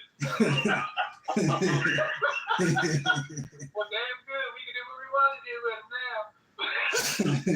They'll never put that secret out there. They'll never let you know that. They just allow you to continue to drown yourself in ignorance. So I say that to say a lot of stuff happened after the Civil War, in which I think, man, black men and white men came together arm in arm to fight a tyrannical, oppressive Southern state ideology, in which all these individuals thought that, hey, we need to put these motherfuckers as slaves, and they are beyond us and inferior to us. But what Abraham Lincoln, I believe, was fearing was a revolt in which they witnessed a meeting, in which we had a revolution that took over. Now, mind you, a lot of people know about Martin Luther King and everything else, but they don't know about a white man named John Brown. John Brown actually influenced the Civil War. It was him and 7 white men and probably 3 black people who actually tried to take over Harper's Ferry. And this man was doing it to cause a slave revolt because he was disgusted with slavery in this country. So a white man influenced the Civil War with the help of more white men than black people. He tried to do this to get a lot of black people to revolt. So now just think about Abraham Lincoln having this in his mind. Right after John Brown died, Thurgood Marshall, President Douglas, that went and did one of those famous speeches which everybody talk about, and that was very, an essential component to why the 14th Amendment was needed and passed. So if Abraham Lincoln is thinking about this and he's saying that, hey, it's going to be a slave revolt in this country, which is going to cause the pretty much the wiping out of my race. The only way I can protect my nation is to basically offer black people a deal that they cannot refuse. So what I believe what happened is Abraham Lincoln got together with a lot of smart men and said, we're going to basically free African American individuals, and the way we're going to do it won't be particularly in bounds with the original Constitution. This is what a lot of people talk about how pretty much we've been in military time powers because the original Congress never actually convened, so they couldn't actually move on. So if for Abraham Lincoln to actually come up with something to get this all people, he had to create a whole entire new government in order to offer the protection to, I believe, save his race and to save our race from of the southern states. So now think about that. So from now, we go from that. I believe that what happened was we won the Civil War, but these people decided we're just going to bring ourselves into positions of power. When I say these people, I mean the southern states. We're going to integrate ourselves into the power, and we're going to take over the sheriff's office, the doctor's office, the teachers, the lawyers, damn it, the bankers, everybody, and we're going to run this motherfucking country in the ground, and we're going to utilize this for our needs. You know what I'm saying? The people don't even know. Right after the Civil War, the Ku Klux Klan Act passed. The Ku Klux Klan Act, 42 U.S.C. That is 42 U.S.C. 1983. You don't even know what they're for. A lot of people say they're not a 14th Amendment citizen, but you 42 U.S.C. 1983 specifically designed to protect 14th Amendment citizens. You know what I'm saying? Yeah. So we dealing with people, man, that I think have took.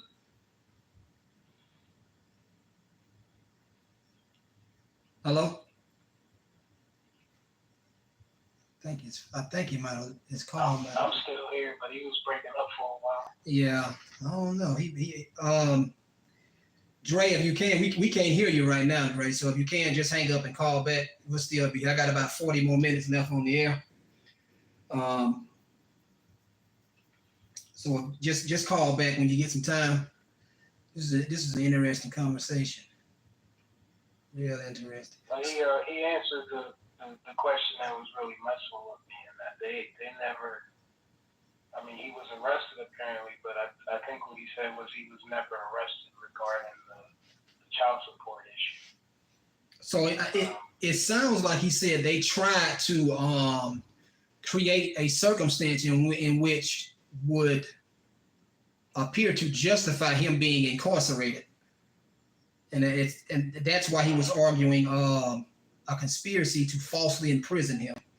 That's what it sounded like he was trying to say. So they tried to create the atmosphere for him to be unlawfully arrested and then take it. In their motion to dismiss, I guess I'd have to. That was that a Title 42 or 18? His lawsuit. Was that a civil suit or criminal? It's civil. You can't file no criminal charges against him. What he was arguing that he procreated criminal affidavits that were supported by probable cause, and he served it on the prosecutor, attorney general, and probably the governor or somebody like that. These are all exec. That's what I was saying in my comment, is that the way that they responded, what they were saying was, now I'd have to read the section or Title 42, whatever it is, and see what the wording is. Mm-hmm. But the way they responded was, in order for us to, or for you to be able to even sue on what happened, they would have had to put you in jail. That's the way I interpreted it. Yeah. For this particular issue. And since they didn't put you in jail, you weren't harmed, and there was no harm that the governor or these other people could have protected. Hey, can you hear me? Yeah, we can hear you now, Dre. We can hear you now. Okay. It sounded like it was some repeating stuff. Okay. Was the SG talking? Is he saying a question? No, we were talking about. I was going over what we talked over earlier. Oh, okay. Yeah, okay.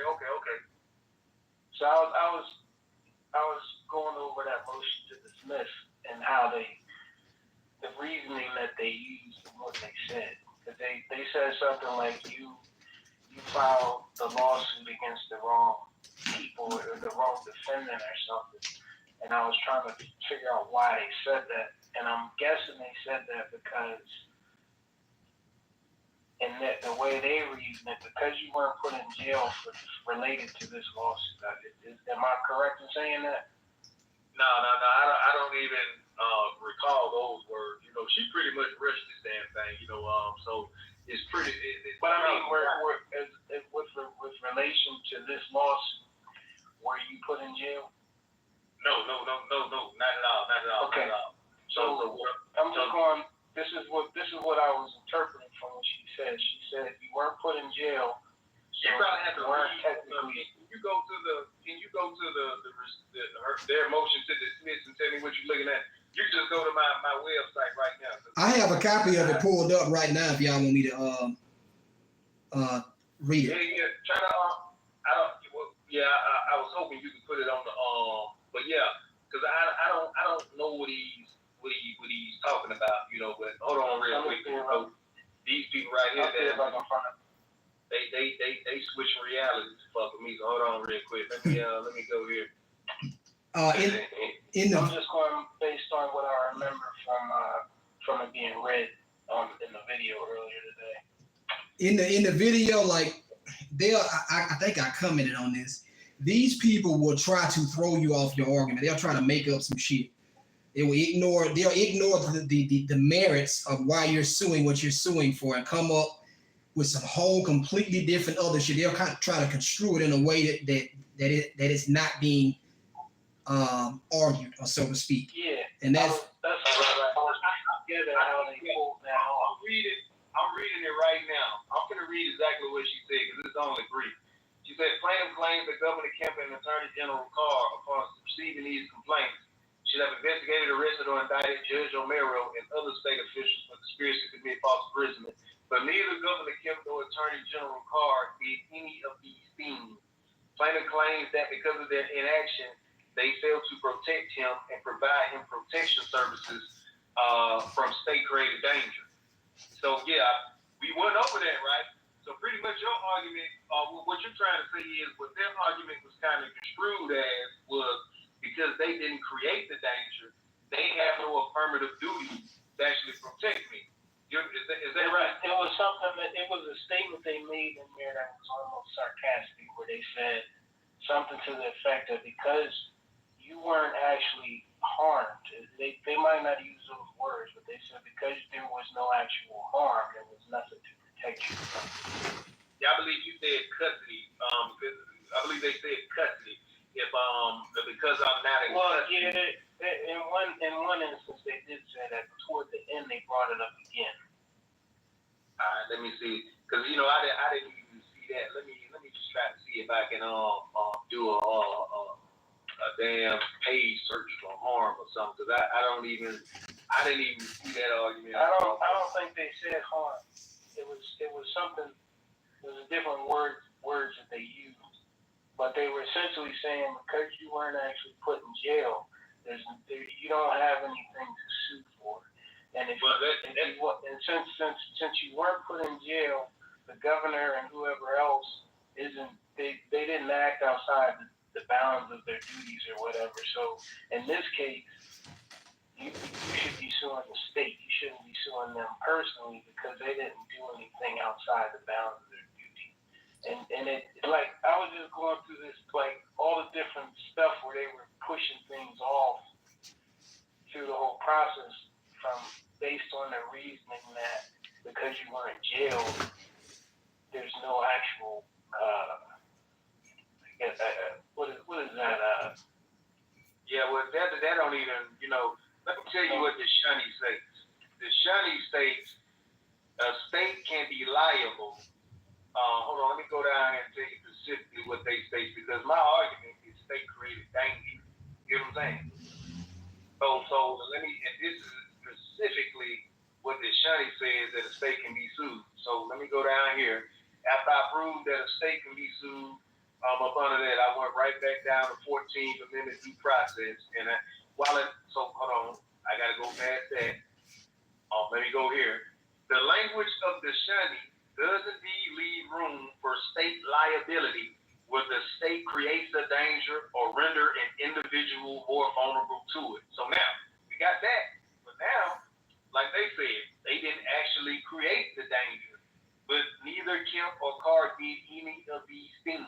So this is specifically why I allege that they have a special duty or relationship to actually provide that protection, right? Mm-hmm. And I read the goddamn law. It says while an actor is bound to prevent his acts from creating unreasonable risk to others, and goes right back to what the Shunny was stating, right? The Shunny states that, okay, a state can be liable for rendering a person, creating danger, rendering a person to danger, but if you get deeper into the Shunny, it states about, the state of mind in which an individual actually creates that danger. You know what I'm saying? So, however, but the Shunny also goes into the special relationship that a state can be held liable if they have a respective relationship. So this is specifically what I proved when I said, I quoted this specific case law. While an actor is always bound to prevent his acts from creating unreasonable risk to others, he is under the affirmative duty to prevent another from sustaining harm only when socially recognized relations exist, which create the basis for such legal duty. I have housed all of this up under the fact that the 14th Amendment, and I'm quoting the Shunny again, its purpose was to protect the people from the states, not to ensure the state protected them from each other. So if I think grievance and they have a duty pretty much to protect me based on not only the Shunny, but the protection for obedience doctrine, because I'm asserting a grievance that, hey, I'm alerting y'all of state-created danger. I'm not alerting you all of danger from Joe Blow down the street, which you wouldn't have a duty to protect. I'm alerting you from state-created danger. And I'm alleging that you have a special duty based on the socially recognized contract, right? The socially recognized contract. So the special relationship is the social contract. Is that what you were trying to connect to it? I'm gonna say it again, The special relationship would be the social compact or social contract, correct? Exactly. Okay. Social contract. Okay. And this is what this social contract is. It's a lot of people, they already know what they're going to do. They're going to try to interpret this up under some, well, it's supposed to be general in lieu of specific. You get what I'm saying? But here we go again. I've quoted Body versus Connecticut. The state's obligations under the 14th Amendment are not simply generalized ones. Rather, the state owes to each individual that process which allow the free values of society can be characterized as due. I'm pretty much, I am strangling all of this obscurity that they have created, and I am turning it back on them. Mm-hmm. You know what I'm saying? Mm-hmm. To ignore my relief is to do exactly what I'm saying that they did in the state court. Damn right. You damn sure right. I got one last question. Huh? Do those decisions specify what a danger is? So pretty much, a danger would be, damn near putting somebody in some type of danger in which can affect either some liberties, you get what I'm saying? So the shunning, they classify this as, a restraint, right? A restraint on a person's liberty. This is where this attorney gets his custody thing from, in which you try to say it's custody. But if you go deeper into the shunning talks about any similar restraint on personal liberty, right? So the similar restraint on personal liberty is that they have falsified a child support order that pretty much puts me up under the jurisdiction of a void order, non-pro-tum, and a conspiracy not only to commit false imprisonment, but as a pretext for an assassination attempt on a United States citizen. Yeah, you have a reasonable belief for that too. And generally, not going that far into it, just them taking your money is infringing on your liberty. Most definitely, that's a whole without due process. That's all. Yeah, I talked about that. In one of these other responses right here, man. When I tell you, they got a whole bunch of shit prepared for y'all. Like, I think what they're trying to do is have it dismissed based on. Well, they need to hurry up and I didn't go through your whole response, but I'm thinking they're trying to get it out there based on accusations that, at least at that time, maybe weren't substantiated. But I did hear some exhibits that you submitted that he was reading through in your response. So maybe you've already responded to that stuff. There's 276 of them that I submitted. I mean, 278 exhibits that prove the actual whole conspiracy. I'm showing probable cause. Probable cause just means this shit probably is happening. Yeah, that's it. That's all it means, bro. That's all it means. And this shit is so obvious that they can't. Hold on, this is what I meant to get to. When I attempted to serve the Attorney General with this lawsuit, man, this man falsely imprisoned my process server. I'm going to put that whole body cam footage on the internet, in which the process server, a man named Wright Bank, he's the deputy chief to the Attorney General, like his right-hand man, basically told my man that he won't accept the lawsuit because I need to amend the lawsuit. So I told him, well, you know what? Drop server. Pretty much leave it in his possession and walk out. He attempted to do that. He said the Georgia State troopers jumped in front of the door and refused to allow him to leave until he got that lawsuit. Man. So I told him to stay his ground for 10 minutes, and they were going back and forth with him, basically. So pretty much what the Attorney General's office did is committed a felony by trying to intimidate this man. And that, if you go read the instruction of justice law, this is exactly what it is. You get what I'm saying? So we dealing with a situation in which you got a man right here who I'm just gonna be blunt, who's this goddamn good that the Attorney General had damn near tried to commit a felony to avoid this whole entire lawsuit. This is how you know your lawsuit has merit. If your lawsuit did not have any merit, they would have been ruled on this shit and threw that shit out, man. Man, I'm talking about they would have never ran from it. You know what I'm saying? But now they was this one of the amendments though. I'm gonna say it again. What were they demanding that you amend in the lawsuit? So he was demanding that I amend the lawsuit to add the official capacity. So mind you now, I initially put them in individual. Hold on, but wait. I initially put them in individual capacity. But then what I did, I filed a notice of errata. So, Cuz, you know what that is, right? Nah, I've never heard of that before. What's that? So a notice of errata is pretty much to correct an inadvertent error in the complaint without omitting it. Oh, okay. Without omitting it. Okay. You know what I'm saying? You know you only get one amendment, and then after that, you got to go to the corrupt court and ask for permission, which they can deny and then easily res judicata for the purpose of their obstruction of justice spirit. Anyway, so I filed a notice of errata, and what I did, I put it on the record. And so now, once he gets the lawsuit, he's looking at what I've already corrected by trying to serve the Attorney General officially. So I said, well, you got an argument based on any type of legal sufficiency of the complaint. You can make that in a lawsuit. So this is when I heard over the phone, because my process server had me on speaker because I already knew something was up.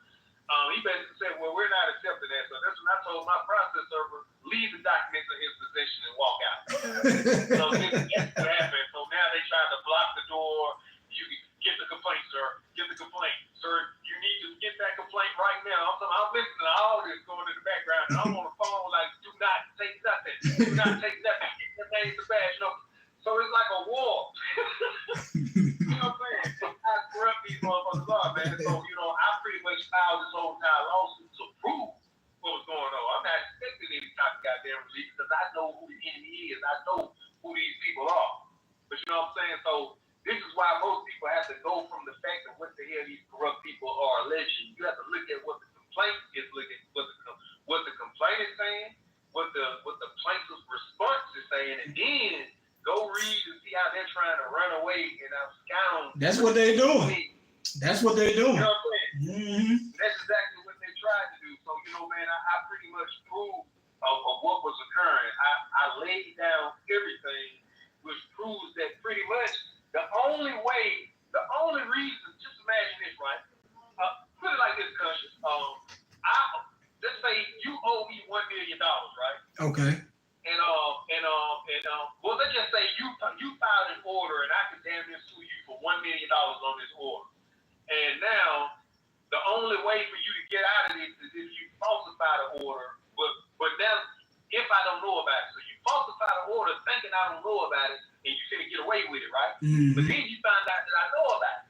So now, what you do, right? You try to come up with a conspiracy to put me in jail. Now, this is what I said. They're trying to avoid liability based on their actions that they're doing to try to damn near avoid liability. So the only reason you're trying to put me in jail is for a nefarious reason because the liability does not end with me in prison. So what is the whole entire purpose of hiding the actual contempt hearing, which was filed to imprison me while I'm requesting it? You know what I'm saying? So this actually proves all that stuff. Nah, they want them in jail so they can have somebody to execute them. That's what they're trying to do. Exactly. You know what I'm saying? So, that's exactly what these. So, I'm looking at this and I'm saying to myself, like, man, these people have been doing this shit for hundreds of years. So this shit ain't nothing to do. You know what I'm saying? I feel like every man who has any type of melanin in his skin, if you don't got this government looking at you, how they looking at me, you ain't living right. Because your people done went through a whole hell of a lot of shit for you to get here right now. We sit up here licking ice cream and, lollygagging around. And these people are essentially have committed a silent war against us. They are using our children for this war. And when you read that book tonight, oh, man, Lord have mercy. I'm telling you, you're going to be looking out the window. They're using our children for this war. They're using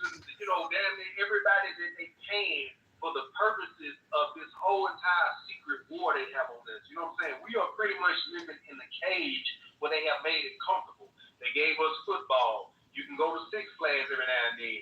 You can hit the club. Hey, just in case this whole entire matrix gets fucked up, we're gonna make sure that the borders are open so you can continue getting this opium, this heroin, and this weed. And as a matter of fact, we got liquor stores on every corner, and your Arabs and your Chinese people, they are all, you know what I'm saying? They know to come right in the black community because the black community is the only person who is dealing with these traumas on a very highly statistical basis.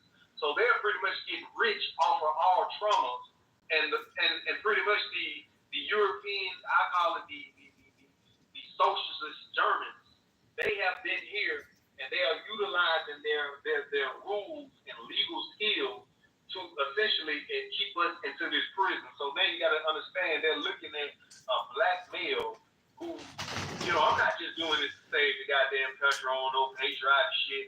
You know, I got into this because these people try to essentially use my daughter's name to assassinate me. You get what I'm saying? Mm-hmm. Based off my legal knowledge. So, you know, and then they try to turn around and give you child support, but don't even know the holy grail of information I got from that. So, you know, it's a whole thing, and they are looking at this and saying, okay, so he's a person that knows who we are and what we're doing. That's why I explained that Abraham Lincoln situation to tell y'all that this shit go back generations. Yeah, boy. We're talking about two granddaddies ago. Shit, might They be even 3. long. Might be 3, goddamn, for real. You gotta read really, really old cases to find out what the hell happened. That's what you gotta do. Sometimes they put it in there, and sometimes they don't. But exactly, man. If you go read my response, you're gonna see exactly what the hell I'm alleging and what's going on. This is pretty much why I'm alleging that, hey, you know what? You don't want to provide the protection, then you have breached the contract. I'm not obligated to follow your laws. I am dealing with a government that's going to insist that I do follow their laws. Now, how do you define tyranny? That's the definition of tyranny. mm-hmm. So, you know what I'm saying? Pretty much, I don't give a damn if I'm the only one. Like I said, man, I told God himself, and this is why he's been giving me this information and this knowledge and this moving me into a direction which is going to joke me into a household name, and they don't even know about it. This is God's plan right here, man. I told God I don't give a damn if I'm the only Spartan on this field. I will charge their ass with my shield and my sword by my damn self. Mm-hmm. They don't give a damn. Yeah, you got to, man. You have to. You really have to, man. You know what I'm saying? That's the energy these men need to have. Like, this is it's almost like that's what John Brown said. Like, these people are all talk. You know, people on Twitter right now just talking all day. Like, what have you done? You talking, they up there counting the money, you know what I'm saying, drinking baby blood, and you know what I'm saying, doing all type of rituals and shit like that. You know what I'm saying? Yeah. This is not a game, man. This is not a game. It really ain't. It's just a prelude to what the fuck up. It's really not a game, man. It's not. I'm tired of, to be honest with you, I'm tired of talking about it, to be honest with you. But yeah, man.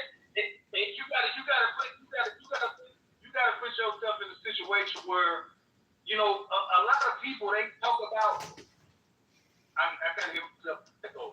A lot of people talk about doing this and doing that, but, you know, I'm gonna overthrow this, overthrow that. I mean, you don't even have the intellectual capacity to run a government if you even successfully take over. Mm-hmm. You know what I'm saying? Yeah.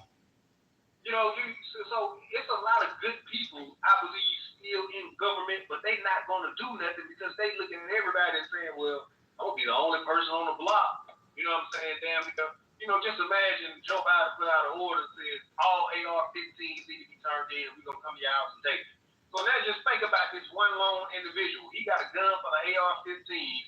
Everybody else around your neighborhood, they playing soccer, they outside, you know what I'm saying, having barbecues.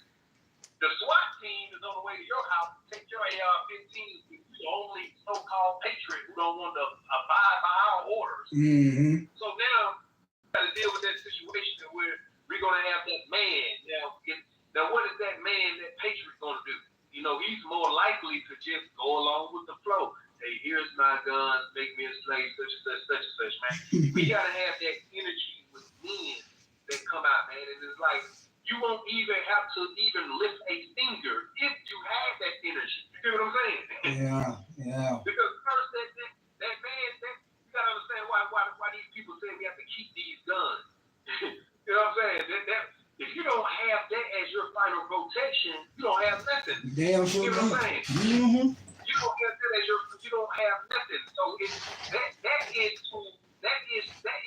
to protect you from a tyrannical government. Yep. You know what I'm saying? Yep. If it ever gets to a point where it's so serious, and that's why I believe we still got a lot of good people that's fighting this crazy ass shit. What these people doing are crazy as hell, man. Like, you know, at least you can pretend to at least act like you're trying to, you know, think about somebody, right? You know what I'm saying? They just said fuck that now. Like, they don't even give a damn. So, man, we the men of this generation, got to stand up. We got to look at these corrupt ass government for exactly what it is. Everything that they put out, everything that they do is nothing but a corrupt document and a continuation of an inner overthrow of this entire government.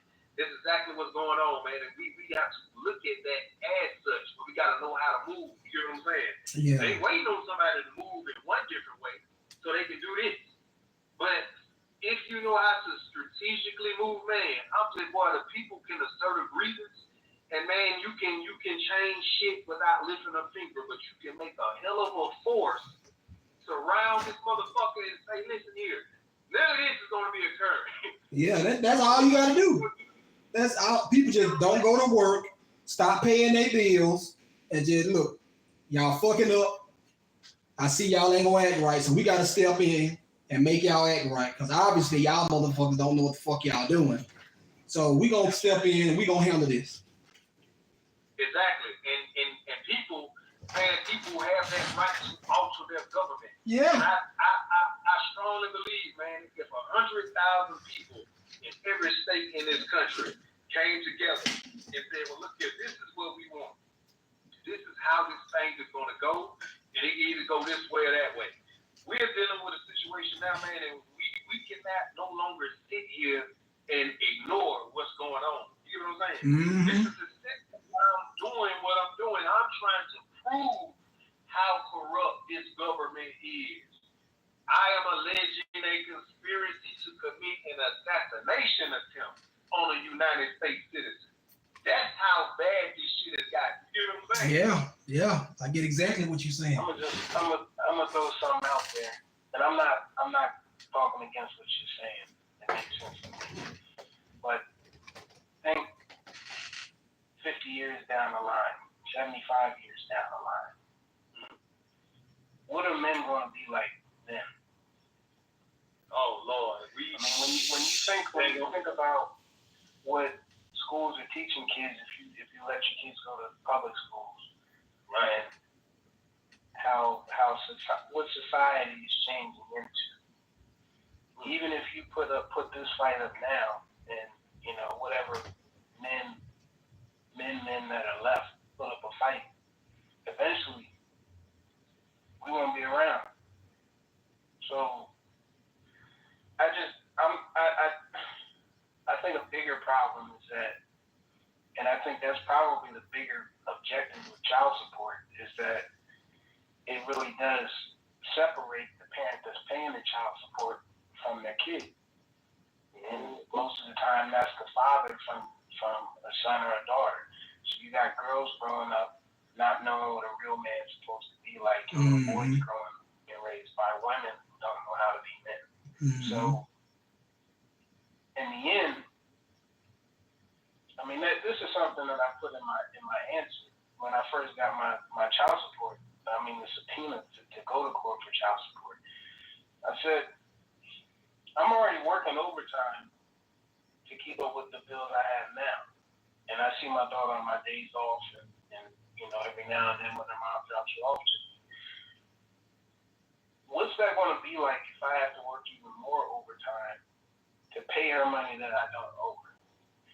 And you could say because I didn't put my answer in their correct format, they're only looking for certain things, whatever, there's nothing they could do. But I know they read it because they had a special hearing for me. So that lets me know they don't care about how something like this affects parents, well, so-called parents, if you understand the legal meaning of that word. But the relationship between a father or a mother and their seed. Mm-hmm. They don't care about that. No, this is all business, man. I think these people. But I think long run it's more than business. To me, this is part of what you would call the communist agenda. To break up the home, and make the government. I told you what it was. I got a question that I like to say. In order to understand a question you are trying to ask, you must get to the roots of the problem you are trying to solve. I went all the way back to the 1800s to try to answer that child support question.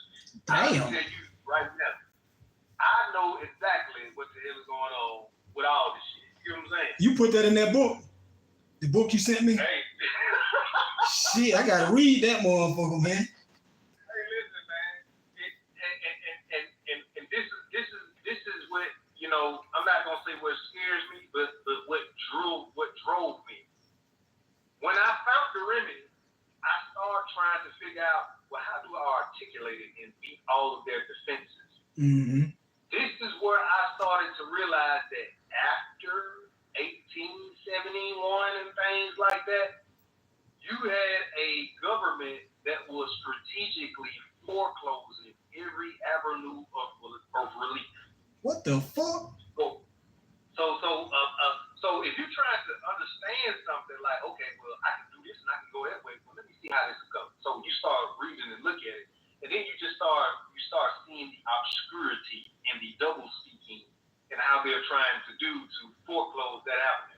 And then you say, okay, let me go over here. And then you start seeing that they have foreclosed that specific avenue by obscurity and double speaking.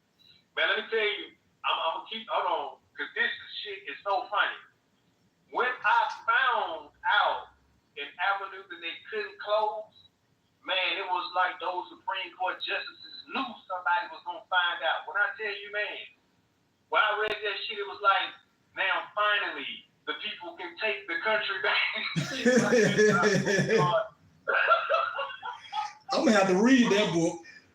I'm gonna have to read them, man. It's like, because you know how it is, man. It's like they'll create a president, and then that president will be used as a basis to where individual can't actually do anything. And, you know, you might even be right, but take it all the way to the Supreme Court and make it not so Ferrari. Yeah, you can even classify that as the government has to provide protection on that end. But, you know, we're dealing with a corrupt government, so they just gonna look at, well, you're the only one. All right, fuck you. You know what I'm saying? But at the end of the day, you are definitely right, brother. I looked at this because the laws that I found that could provide you your remedy right now, which is also in that book, my brother about to read, we looking out the window all night. Man, all of that goes prior to what was in the younger tender doctrine, in which they started talking about all of that. I got some shit so clear, it literally tells you the remedy in a sentence. So I started looking at what changed, and nothing changed at all. The only thing changed is when they finally get that order on you, man, you are in a situation or a fight for your life to try to get out of that. You get what I'm saying? Yeah. Now, for a brother that's not in it, oh, you in it. If you don't have a child support order against you right now, you got child support agency coming after you. Man, you know, damn delegated authority, non-having father, all that shit. You know what I'm saying? Damn all that, man. We talking about something that's totally different, but man, it's deeper than just, you know, the trafficking of children physically. You get what I'm saying? Yeah, I figured it had something to do with that too. Yeah, man. So, man, I looked at this, man, and it put me in a situation to say, damn, like all of this have been occurring, and when you look at fathers on the internet, man, that saying I haven't seen my child, such, it's almost like you want to reach out and touch everybody and say, hey, this is what you're gonna do, but you know how significant the information is. You get what I'm saying? Yeah. So you try to come up with a way in which you can get this information to the masses, or at least try to provide some type of way where you can at least talk to the good people in government and offer them a better deal. And that's what I need your help on, brother, because Because if you go to my website, SG, and inkinhistory.com, you scroll down to the bottom of the page, I have created a legislative bill that I want to integrate into Title 4D, which will protect non-absent fathers from disingenuine child support orders. One of my leading things that I say is child support acts as a weapon of mass destruction in lieu of a carefully dissecting instrument. A lot of fathers, millions, are on child support right now that should not be on child support. How do I know? Because I found multiple case law that proves it. You know what I'm saying? Mm-hmm. So now you gotta understand how do I feel as a brother now, knowing that the very people who know I know this tried to use my daughter's name to basically backdoor me without me knowing. Yeah. This is much more deeper than anybody can possibly imagine, and I believe that this all being set in motion on something much more spiritual than I can possibly imagine, man. And God chose me because He knew that I had the damn tenacity to do whatever it took to hold motherfuckers accountable.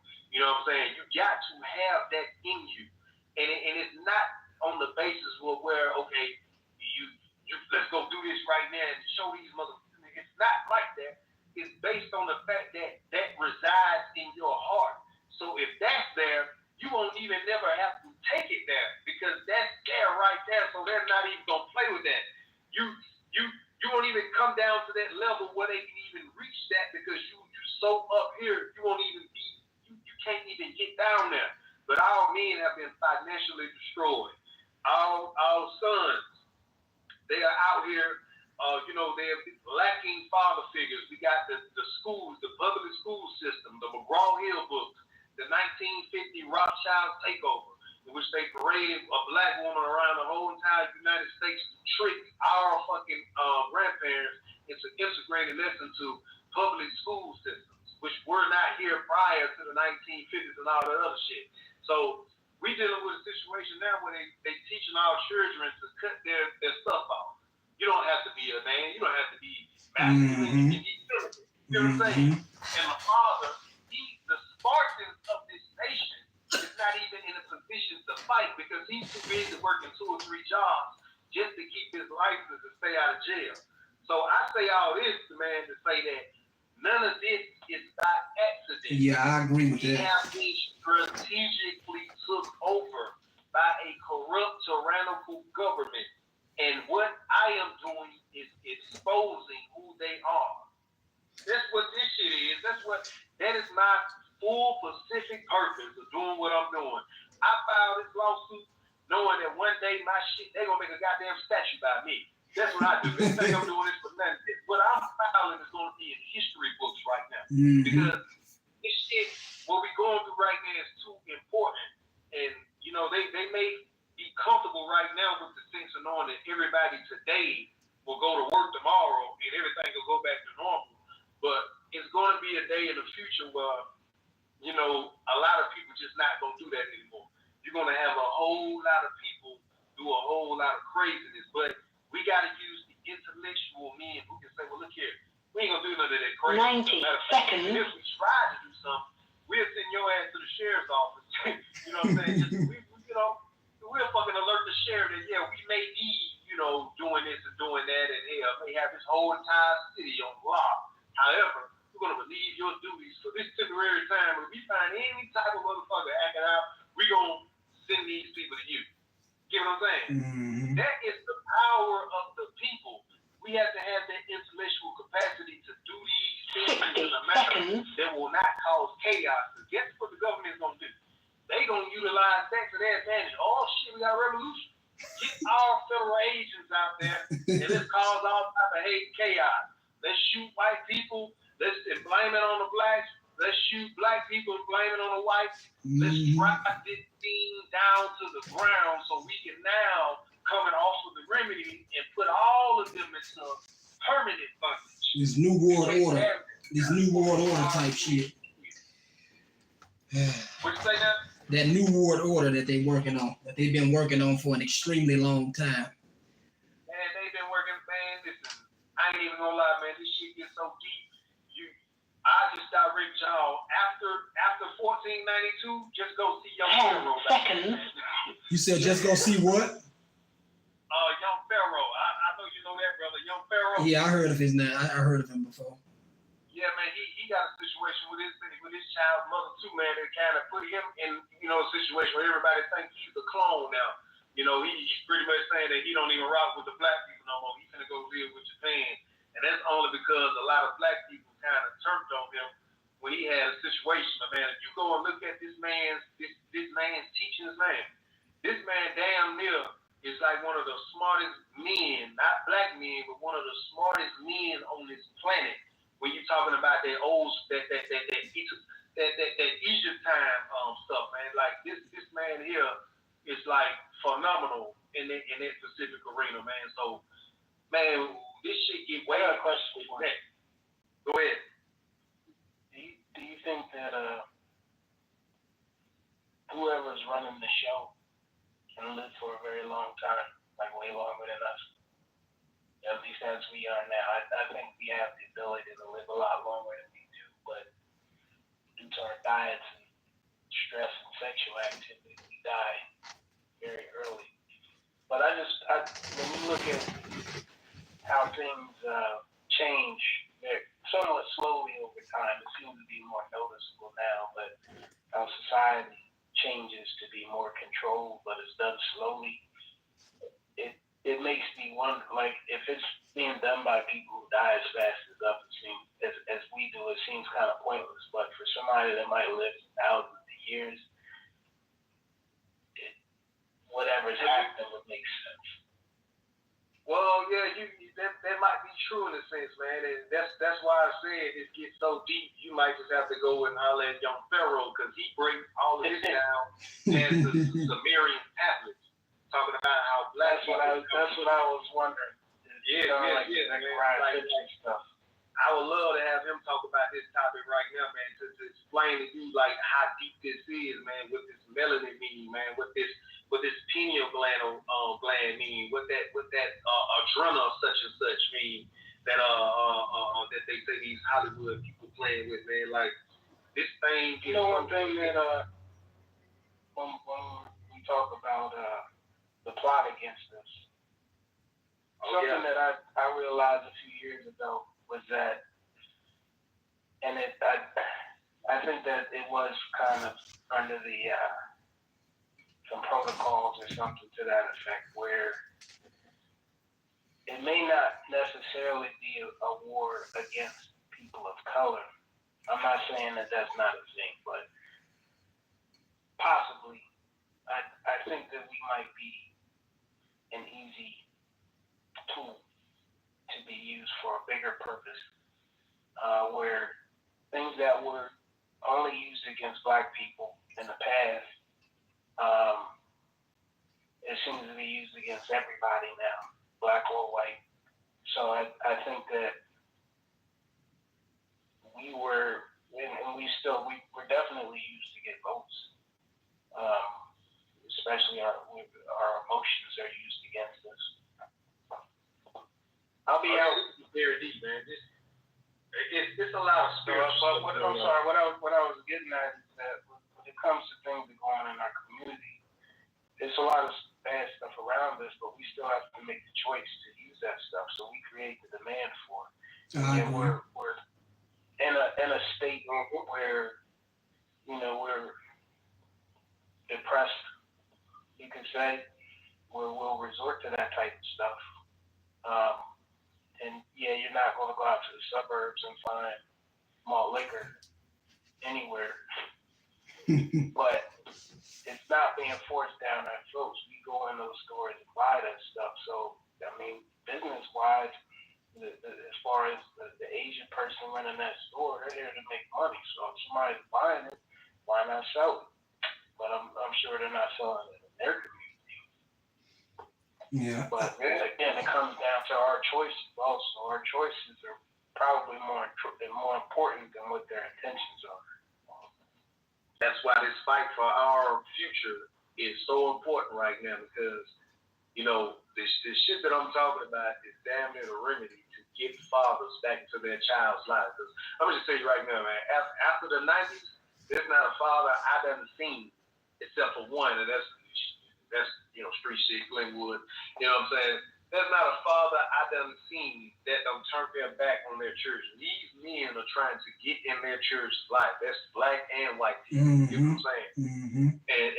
And this is the genius about this country. And originally it was meant for white men, but one man, I believe, Abraham Lincoln, and if he is an Indian Irish man, that may add a lot of insight to why he did what he did for black people. You get what I'm saying? Yeah. Because what they could have done, Abraham Lincoln could have just made a deal with the southern states to just eradicate the black people completely and kind of, operate in unison together. But he decided to go against some of his distant cousins for a Pacific race that was darker than him.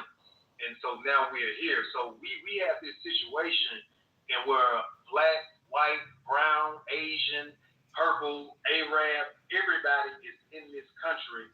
And it's pretty much just an understanding. You know what I'm saying? Mm-hmm. Like, you may have your religion, you may like that, but we have an understanding that we have to keep this whole ties to this civilized society. The shit John Locke was talking about joining a civilized society and consenting, you know what I'm saying, pretty much joining a society and participating in it is pretty much the consent, that conduct that a lot of people, like to talk about.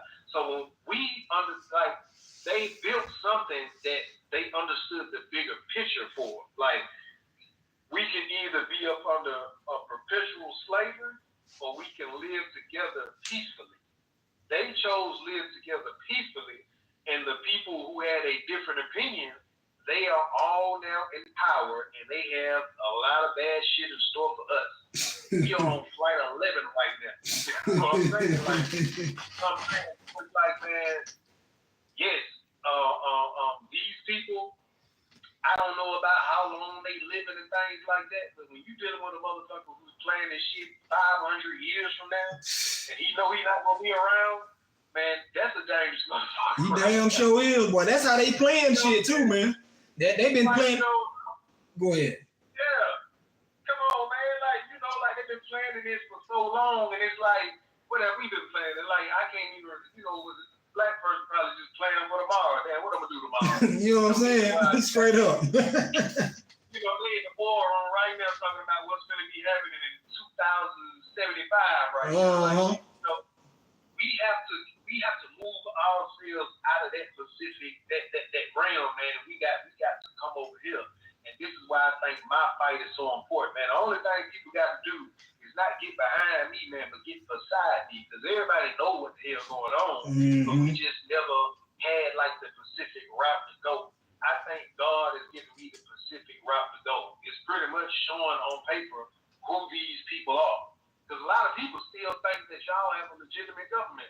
A lot of people still think, well, if you do this and you do that, or if you go this, or you're supposed to be alleging this, then you might get some type of remedy. The point here is to prove that there are no remedy in these courts. Basically, no, goddamn, yeah. Justice is.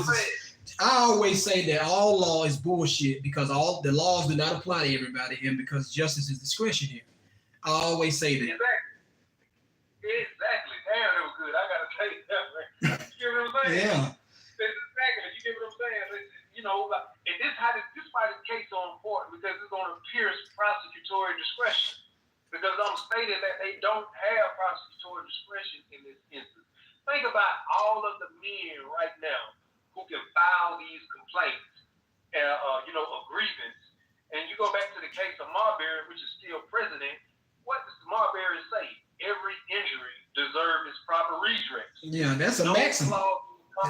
No clause in the Constitution was meant to be without effect. Mm-hmm, so damn right. A lot of people say, a lot of courts like to say, there's no, you have a right to petition, but you don't have a right to a response. Well, that just interferes with Marbury. But now you got to think about, now, why would they say that? Because you were dealing with a corrupt government who designed that specific president to prevent you people from ever even obtaining any type of relief. Yeah, that's crazy. You know, it's a lot of people that I believe that are good in government that just don't know how significant this type of shit is. And if it aren't, and it's just a whole bunch of corrupt motherfuckers working together, then that's a whole nother story. But you have to go down your specific avenues. You have to have God in your heart as well doing this, man. Like I think those little sightings people been seeing, that stuff in the sky and all of this. You got Tim Burchell coming out, the representative, saying that the Americans, the people are not ready for what they're about to witness. When you're talking about this UFO stuff, man, I think that is specifically what young Pharaoh was speaking about when he was talking about those ancient people coming back who have pretty much a relationship with, guess what? The melanated people on this planet, the original being. Mm-hmm. And I think that it is a secret war going on between them and a very, very ancient entity that's been controlling shit for thousands of years. And man, I think they can't pretty much come down here like they want to because we haven't ascended in our consciousness. I think Christ's return is a consciousness. I think that consciousness is alerting the people of what the hell is going on. And that's what that is. You have to increase that consciousness. You know what I'm saying? It's almost like this, like people, you can't see your mind, right? Right. You can't see your mind, but you know it's there. Mm-hmm. You know what I'm saying? Like I can imagine right now walking to the other side of the room, but I can sit here. So if I can imagine walking to the other side of the room and sit here, nobody else outside of me can possibly imagine that, but it does exist. So I say that to say, if you think about the second dimension and the third dimension, the person in the second dimension cannot point down. You get what I'm saying? Mm-hmm. He cannot point down. He has to communicate with you in a different form of way.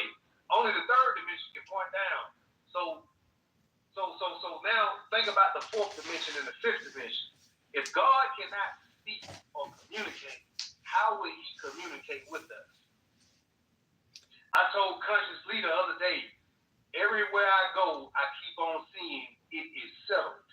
This shit, I think this shit is not a game. and you got to think about what I'm doing. I'm doing some unprecedented shit. It really is, God man. knows, It really is, God bro. knows I do not have an ounce of fear in my heart whatsoever. The only thing I fear is Hillary Clinton. She ain't showed up yet. You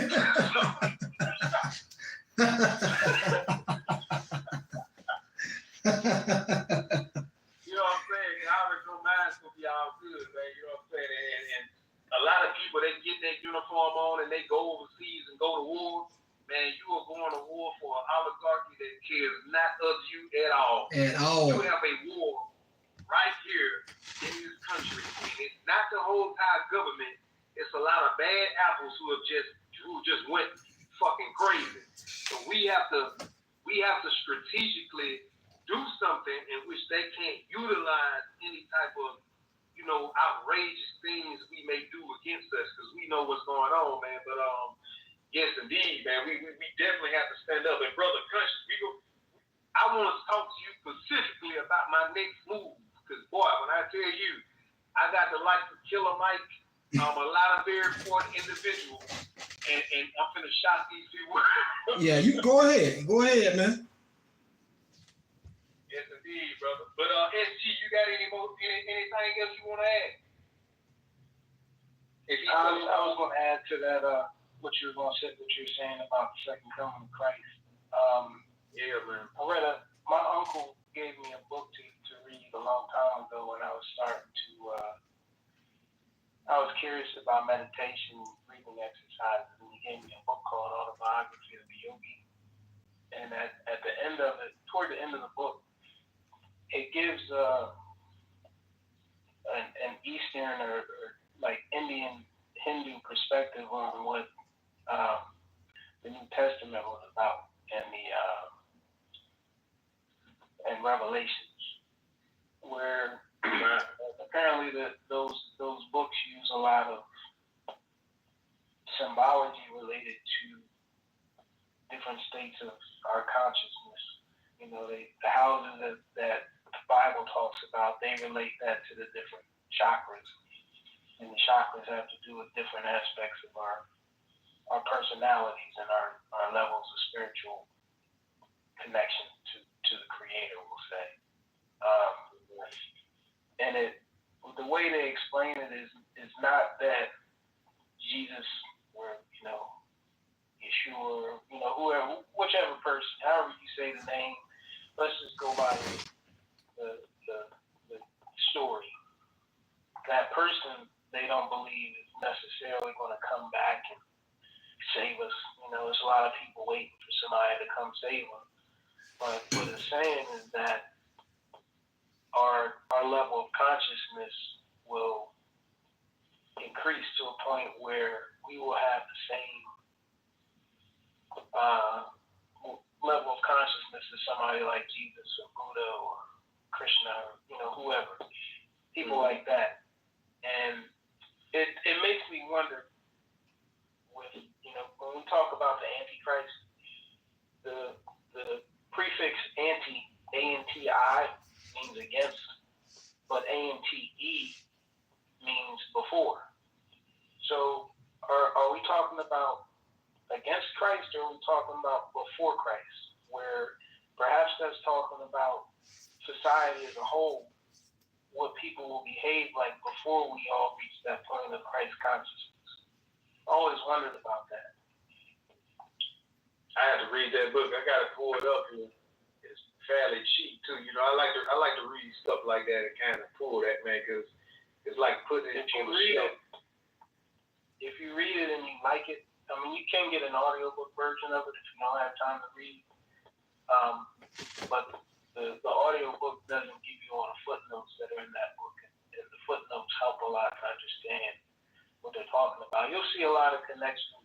If you read that, you'll see connections between that and how every other culture viewed spirituality before colonization. It's just, in India, they're probably one of the very few societies that they didn't fight the British, for one. So because they never fought, the British didn't have an excuse to wipe them out totally and take them over. So their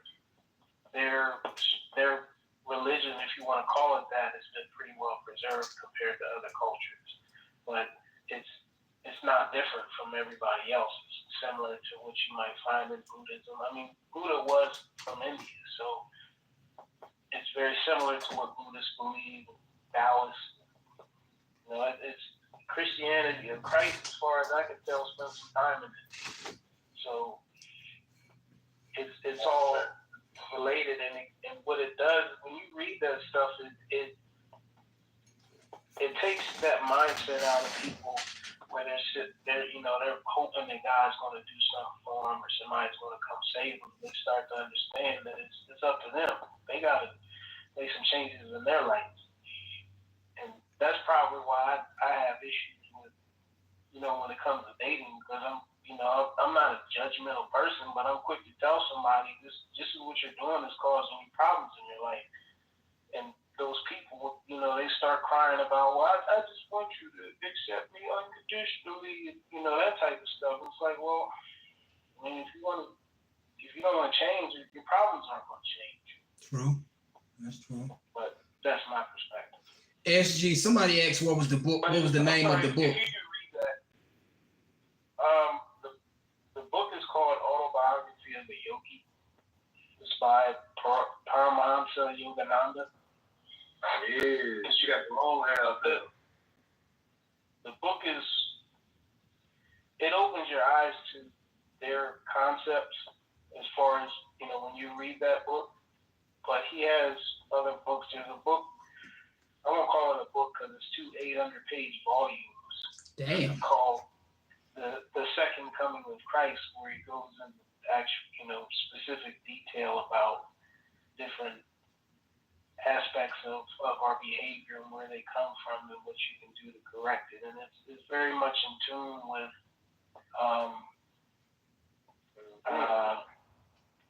creating your reality by your thoughts. What's the law of attraction?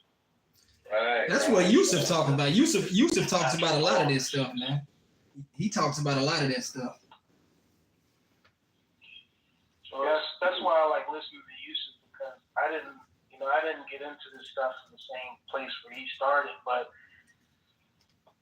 between Yogananda and I also read The Secret of Light and some other books by Walter Russell that helped me to understand spirituality, because I'm more logical, and I think from a scientific basis, but I'm interested in electronics.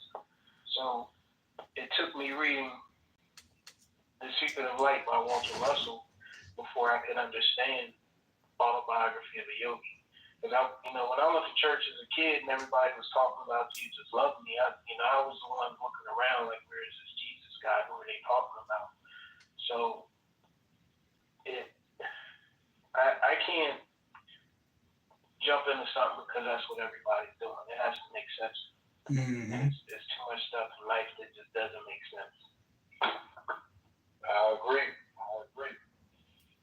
That's deep, man. All this shit is pretty much tied in together, man. It's the consent, universal law. Let them know what you're about to do before it happens. That's what I think all that other stuff was about. You talk about the court due process, give them notice and opportunity to respond. I think they just took all of that spiritual stuff, integrated that into this legal stuff, and we pretty much have a system that has been hijacked and usurped, and it's up to us right now to stop it. Mm-hmm. We gotta utilize spiritual knowledge, damn near everything, spiritual knowledge, street knowledge, legal knowledge, you know what I'm saying? Every damn thing we can possibly come up with, Mm-hmm. so we can all come together. And you don't even need a large amount of people. You just need the right people to come together to put out the damn right message, and then everybody picks up on that just with a foundational understanding of, this makes sense, and yes, according to all this that is occurring, this is what needs to happen, or else. You know what I'm saying? And I'm gonna give you something that I had to learn sort of the hard way. When you mentioned, how things could be if we had our own society or country, which that sounded a lot like Atlas Shrugged Mm-hmm. by Ayn Rand, but I had some issues years ago where I'll just say I talked a little too much on the internet about military projects and secret technology related to Nikola Tesla, and I'll leave it at that. As far as, I'm not going to get too specific about that, but what I realized as a result of me putting those comments on the internet was that there are people who pick up on things we put on the internet very quickly, and they don't care if you know stuff. They just don't want you causing mass panic in the public. Mm-hmm. So if there's going to be, if there's certain things you want to talk about it in a way where it's educational to people, but it doesn't put these people in a position where they feel like harm is going to come to them, because that puts them in a position where they feel like they need to defend themselves in any way necessary. Mm-hmm. So it's like if you do something that infringes on their free will, they're going to do something that infringes on your free will. And I mean, I know my calls were monitored at the time. Had all kinds of echoes in my phone calls. It was people taking pictures of me. It was some weird stuff happening in traffic. So, and I'm not saying that to, cause any kind of fear. All I'm saying is be careful about how you go about doing these things, because in the big scheme of things, we don't matter enough where if something happens to us, the world's not going to cry over us Mm-hmm. in their eyes. So, if you're going to educate people, educate them in a way that doesn't lead to a lot of hostility. I mean, that's how I understand things. I'm not telling you what to do, but at that time, I felt like I was doing some Kanye West stuff, and you see how they treat him. You see how they treat Cat Williams when he goes on stage talking about George Bush doesn't care about black people. All of a sudden, he's a crackhead and stuff. So, I think that specific thing, I say when freedom has turbulence, everybody should stop and look. It goes back to that saying that you just said, which is certainly true. You know what I'm saying? The world don't care about you, too much in order for, for them to say, well, in other words, for them to give a damn. You know what I'm saying? Mm-hmm. And that is true. But if people didn't, have that thought process and you know what I'm saying, then we wouldn't be in a situation we are in today right now.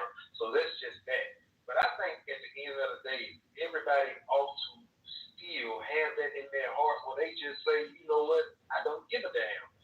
You have to be willing to say, you know what, if this is going to be this, then, I don't want to say too much, but, I'm like Vladimir Putin. You got yours pointed this way, mine is pointed everywhere else as well.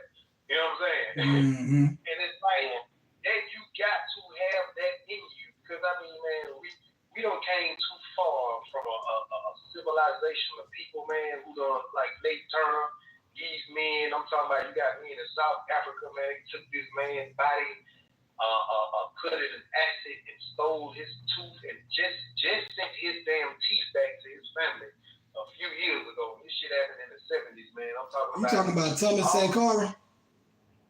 I think that's his name. He was somebody in South Africa. He was supposed to be a president, man.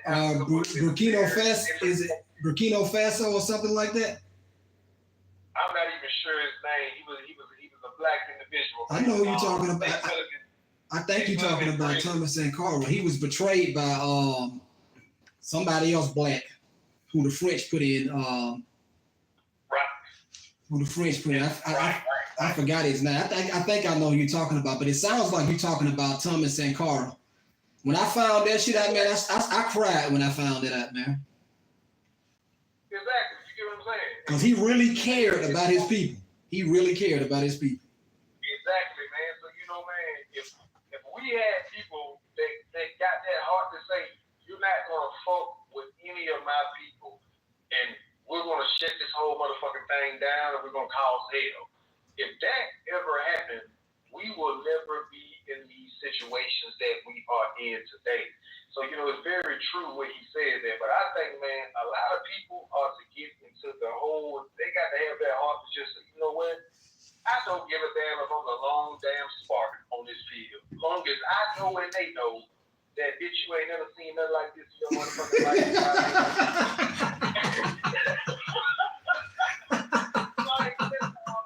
I feel you though, man. I feel you, because they not going to stop, man. They not going to stop, fam. They not going to stop. They're not. So so this is why I'm saying we got to do it the smart way. And brother, when I tell you, I have an intelligent, genius way, man. And it's just like, we have a government, man. And it's almost like what Abraham Lincoln was thinking, like, we can go this way, but we're going to have a whole entire situation around here. This just, you talking about public companies, you can just kiss public companies goodbye. Then the information I got, like, Lord have mercy, Jesus. This is just too out of pocket to even allow this to occur and then continue as a government. So once I present these to the proper people and put these in the hands of very important people, man, it will make a fact situation where everybody will come together and realize what I think Lincoln realized in the 1800s, and that is, this is a bigger picture here. You get what I'm saying? Mm-hmm. And these people know that we gonna have to, even the people at the top know that it's very crazy ass people who want to take over the world. You got people in Congress right now that is in these damn hearings that is talking about exactly what we talking about. Mm-hmm. And they're getting fed up with. You get what I'm saying? Mm-hmm. So they may be very a part of the same system but we like Thurgood, I think Thurgood Marshall said this. The Constitution wasn't built for us, but we damn well better use it. You know what I'm saying? So we better use what's right here, right now, for our benefit, so that our children won't go into slavery. I'm not finna be the man, and when I get to those heavenly gates, there's one thing about this thing's for sure.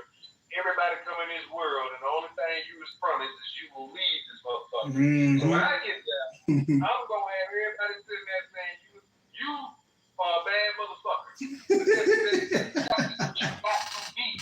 You know what I'm saying? I'm not gonna sit here, man, while everybody, all my child, her future children, their future children, my cousin's children, their cousin's children, man, this shit is way deeper than just, my specific motivation case. That's why I reached out to you, man. That's exactly why I reached out to you. Exactly. You know what I'm saying? Like you, as soon as you caught on to this shit, see, I knew you knew what you was talking about because you know how significant this is. See, a regular person that don't understand the law, they just look at it and say, oh, well, let me just try to figure out. But see, you have a legal understanding already.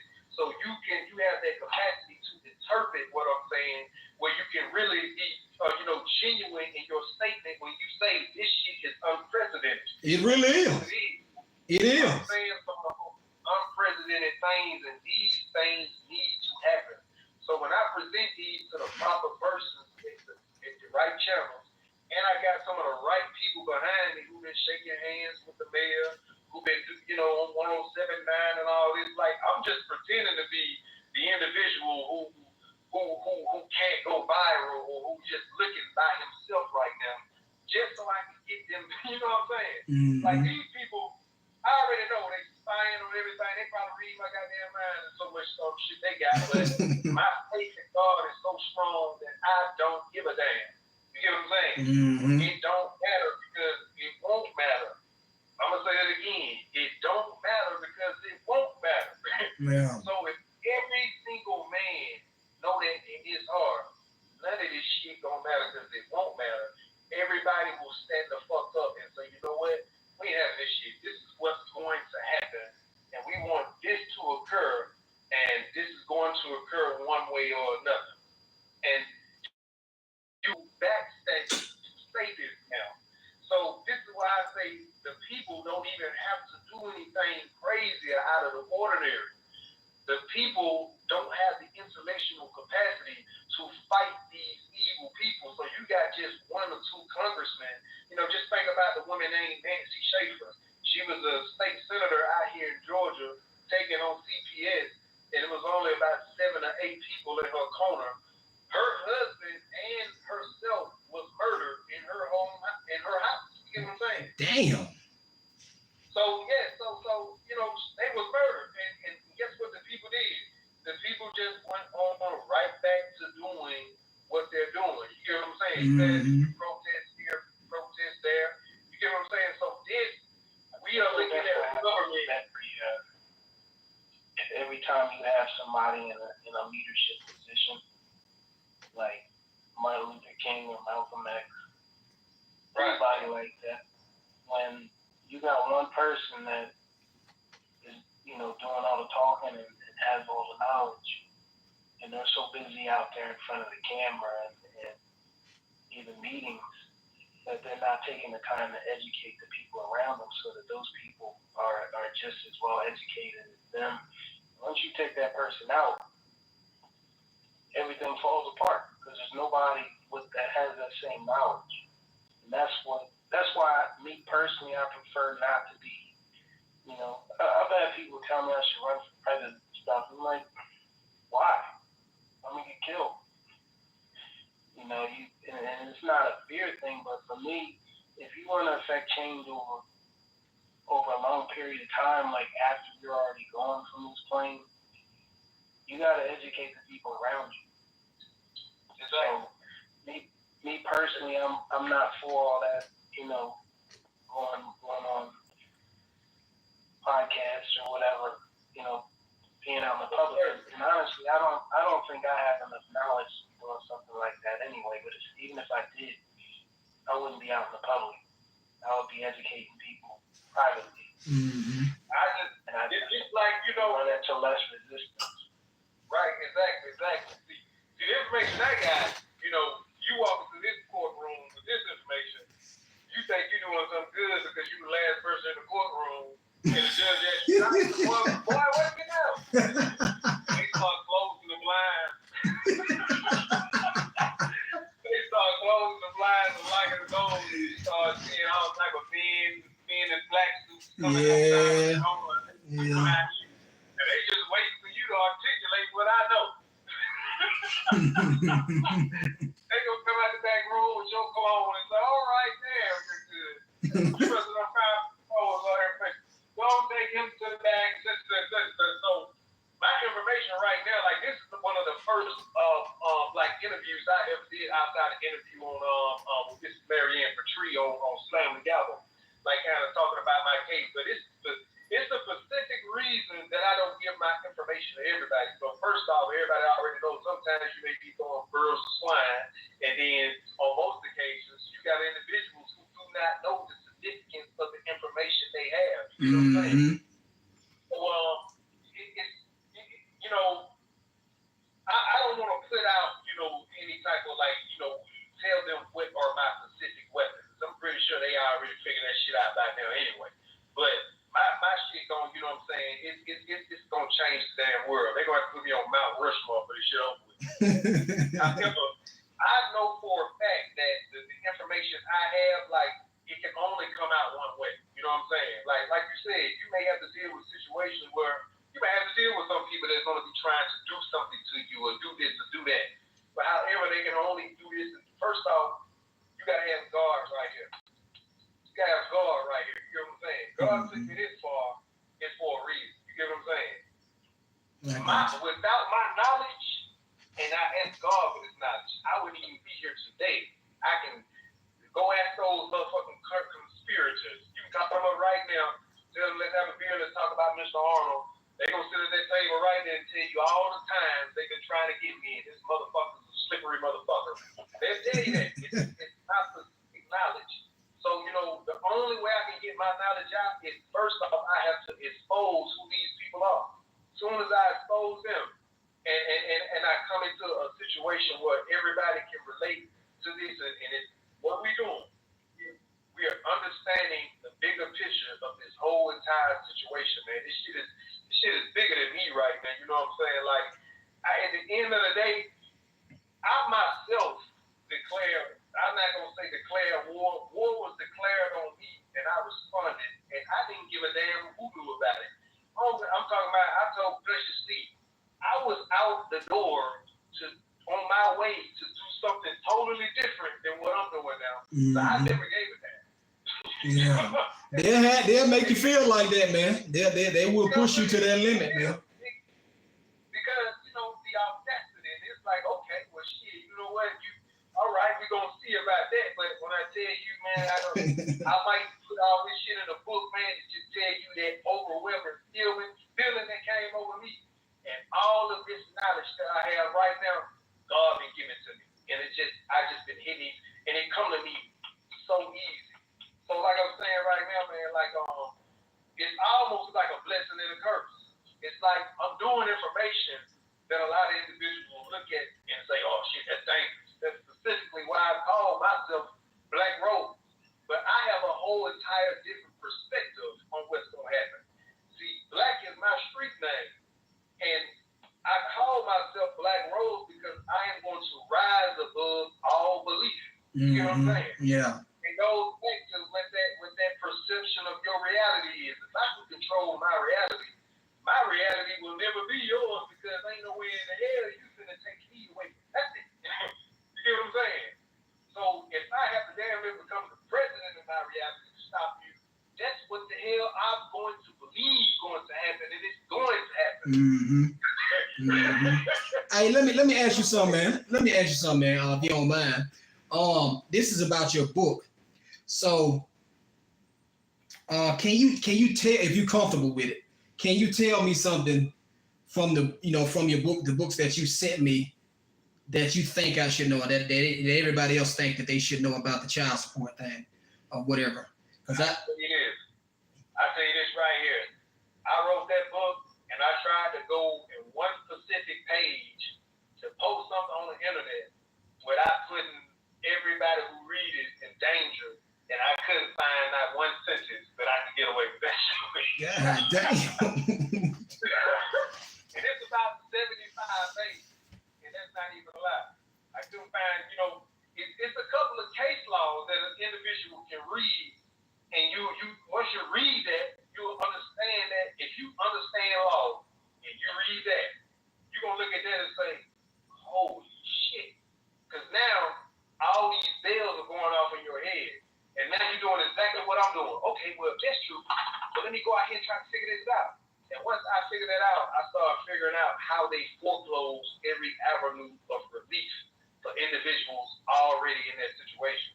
So, man, when you read that, like, you have to be smart about that. Like, if you go read my bill, I have a deal in which I've offered these same evil people a deal that they cannot refuse. First off, it's going to pretty much save this nation. So they got that whole happenstance in which they can go out in front of the public and wave their little evil hand and say that, hey, it's time for a change, number one.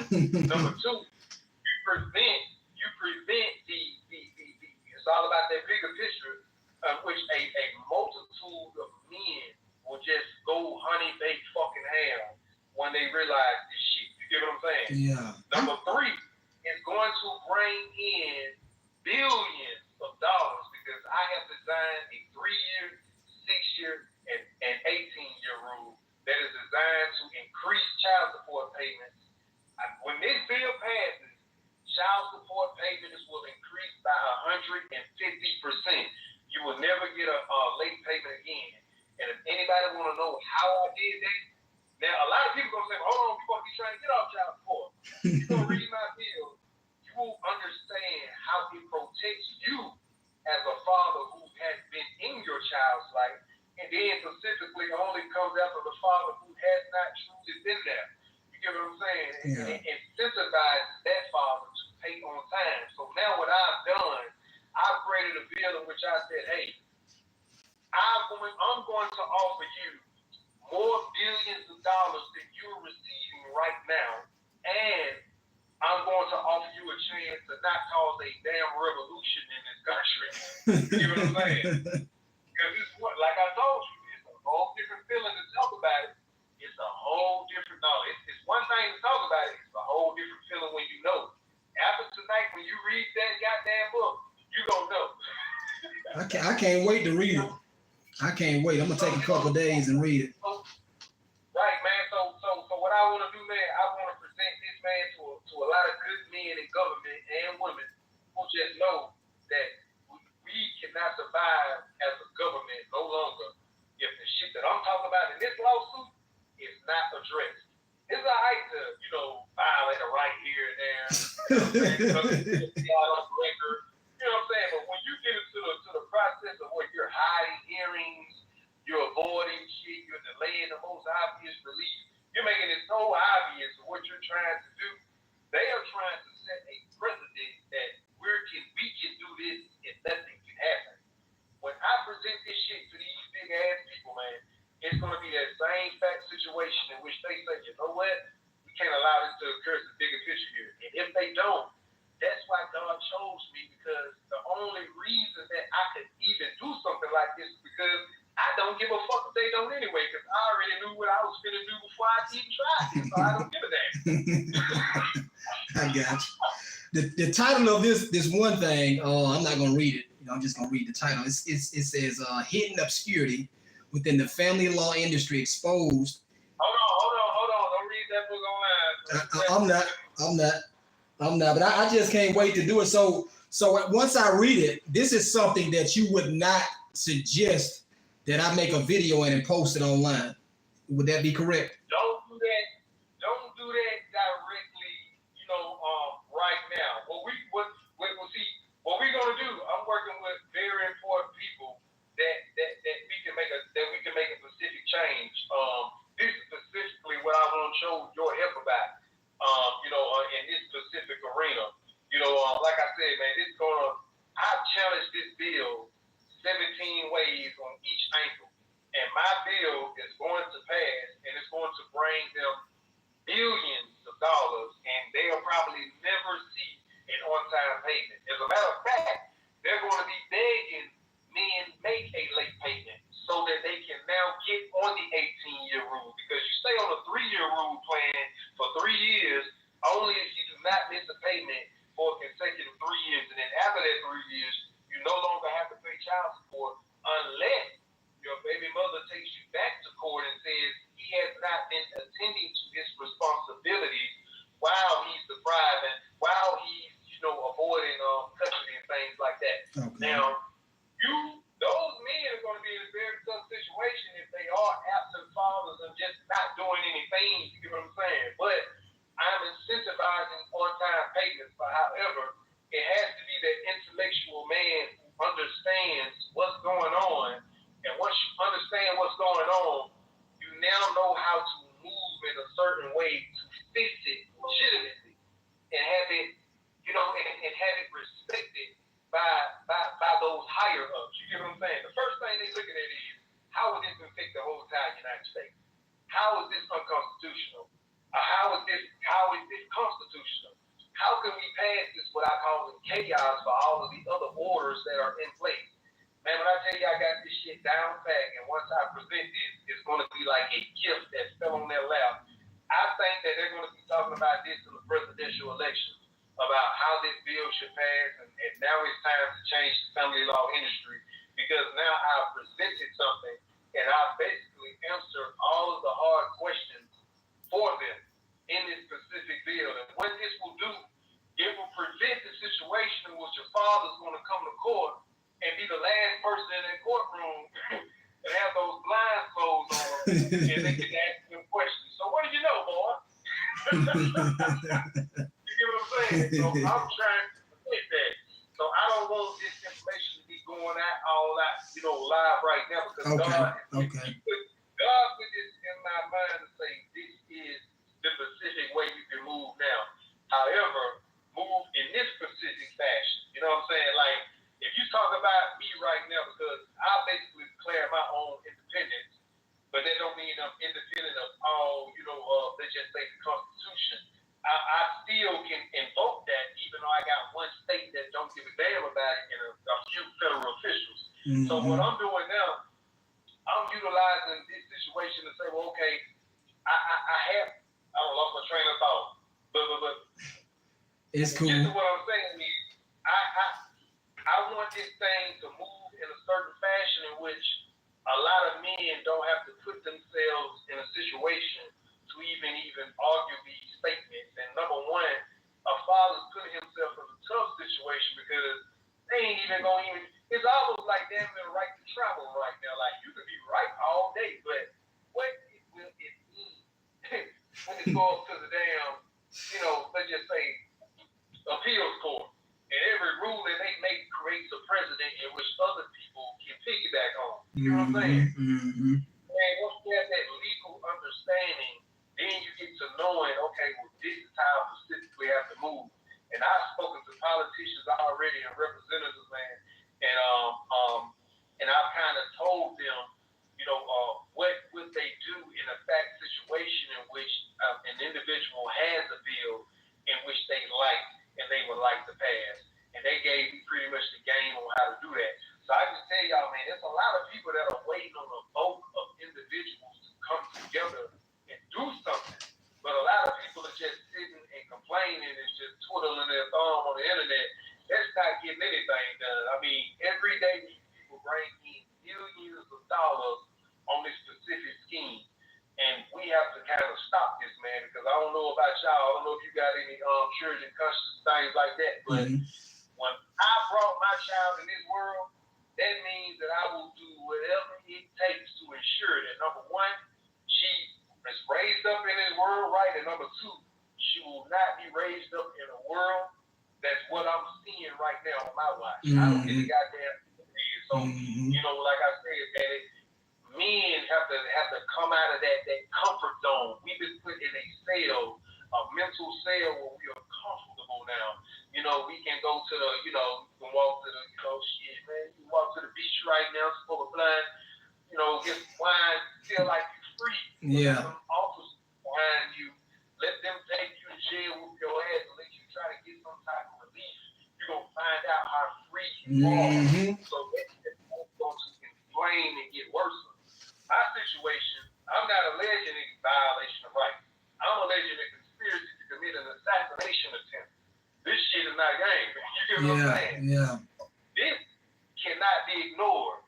This right here means that everybody who comes after me, you might as well wrap that shit up. You ain't got an attorney now. You think you finna come through here and get some relief? Like, you can wrap that shit up. Like, you're not finna get any kind of relief. You know what I'm saying? You might be lucky if you know what I'm saying, you go with somebody that's not as important.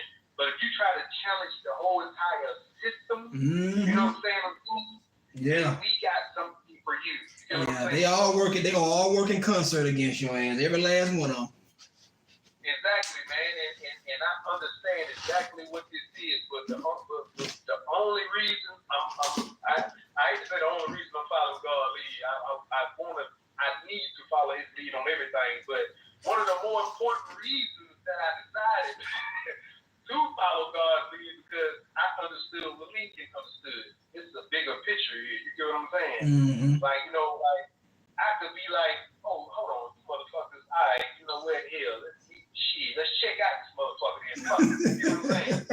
You know what I'm saying? It's no better. It's like, you know what I'm saying? But I know that, okay, you told me to move this way. All right, this is how it's going to go. And ever since I did that, you've been putting me in contact with people to make this work. I don't even know if it's that or it's just my own consciousness just kind of creating like you said, bro, it's creating my whole entire universe to where I'm actually designing remedies based on me having God image and being God like himself. You get what I'm saying? Yeah. I can create this, you know what I'm saying, for me. This is where I'm reaching. I'm in contact with brothers like Conscious that want to help me out. And this brother is highly intelligent in what he do.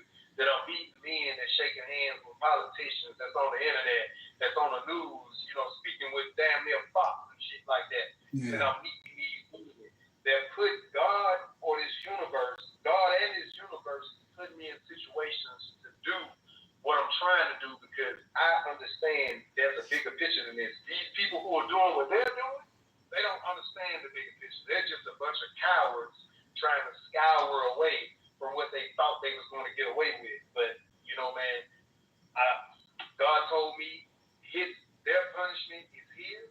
I just need to follow his lead. And, I'm going to go by that until, you know what I'm saying, that this mission is complete. You know what I'm saying? Ain't no other route other than what I'm seeing right now. This is why anything they're doing will not work, cannot work, and has not worked. They can continue foreclosing relief. They're actually doing what I want them to do. You know what I'm saying? Yeah. Before I filed this lawsuit, I got into a situation where I damn near was hoping to God they didn't provide the goddamn relief. They just fucked up the plan. So they did what I wanted to do. You know what I'm saying? So yeah, man, we have to remove that fear and replace it with an understanding. Once you have understanding, you won't even have fear penetrate you because you have an understanding in which fear cannot reside. You know what I'm saying? Yeah. They just understanding that, man, I got a future for my children to reside here. Even if we reincarnate this motherfucker, I got a duty to myself to make sure that these motherfuckers don't take over the whole entire damn future because I may have to come back to this motherfucker. Yeah. You know what I'm saying? Yeah. You know what I'm saying? And I'm being silly right now, but this is real life right here, man. Oh shit. His phone, his computer must have cut off. But anyway, it's getting late anyway. I'm supposed to have been out there. Oh boy. I'm about to get. You still there, SG? Nah, he probably hung up. I don't know. Anyway, I think we've been on long enough tonight. Dre, if you still watching, I'm gonna go ahead and end the live because we've been going on for almost 3 hours now, and I just need a break. I ain't gonna lie. But thank you for calling in. To get your story out. SG, thank you for chiming in. Asking you questions. Hopefully he answered some of your questions that you had. Anybody else? Before I leave, if you had Miss G, if you had a lot of questions, you should have been asking your questions. Come on, you can't just listen. You're supposed to. Next time when I go live, Miss G, just call in and press 1, and then we can just go from there. That's how it works. So, it's too late now. Before I leave, do anybody have any questions? Any questions before I leave and log off? Whew, I am tired. I need a haircut. I'm tired. I'm about to go get in my bed on this soft ass $1,200 mattress and relax and watch Rick and Morty. That's what I'm about to go and do.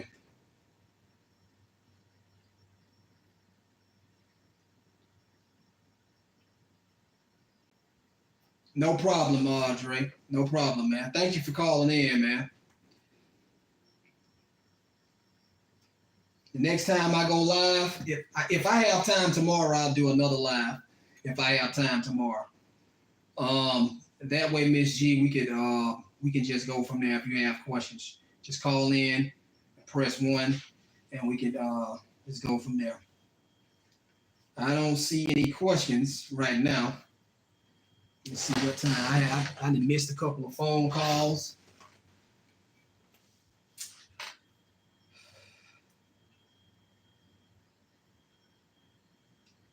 Any questions, y'all? Any questions?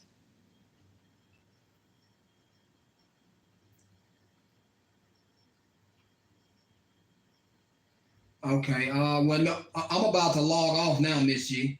So I'll try to do another live tomorrow. I'm not really sure what time, but I'll try to do another one tomorrow. If I do, just call in and then we can just go from there, Miss G.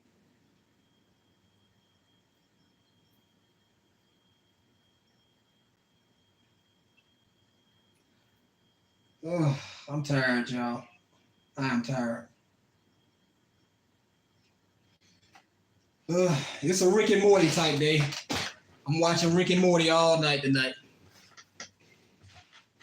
Anyway, I don't see any more questions. I don't see any questions on here. All right, look, y'all. I'm gonna go ahead and log off. I hope everybody enjoys the rest of their day.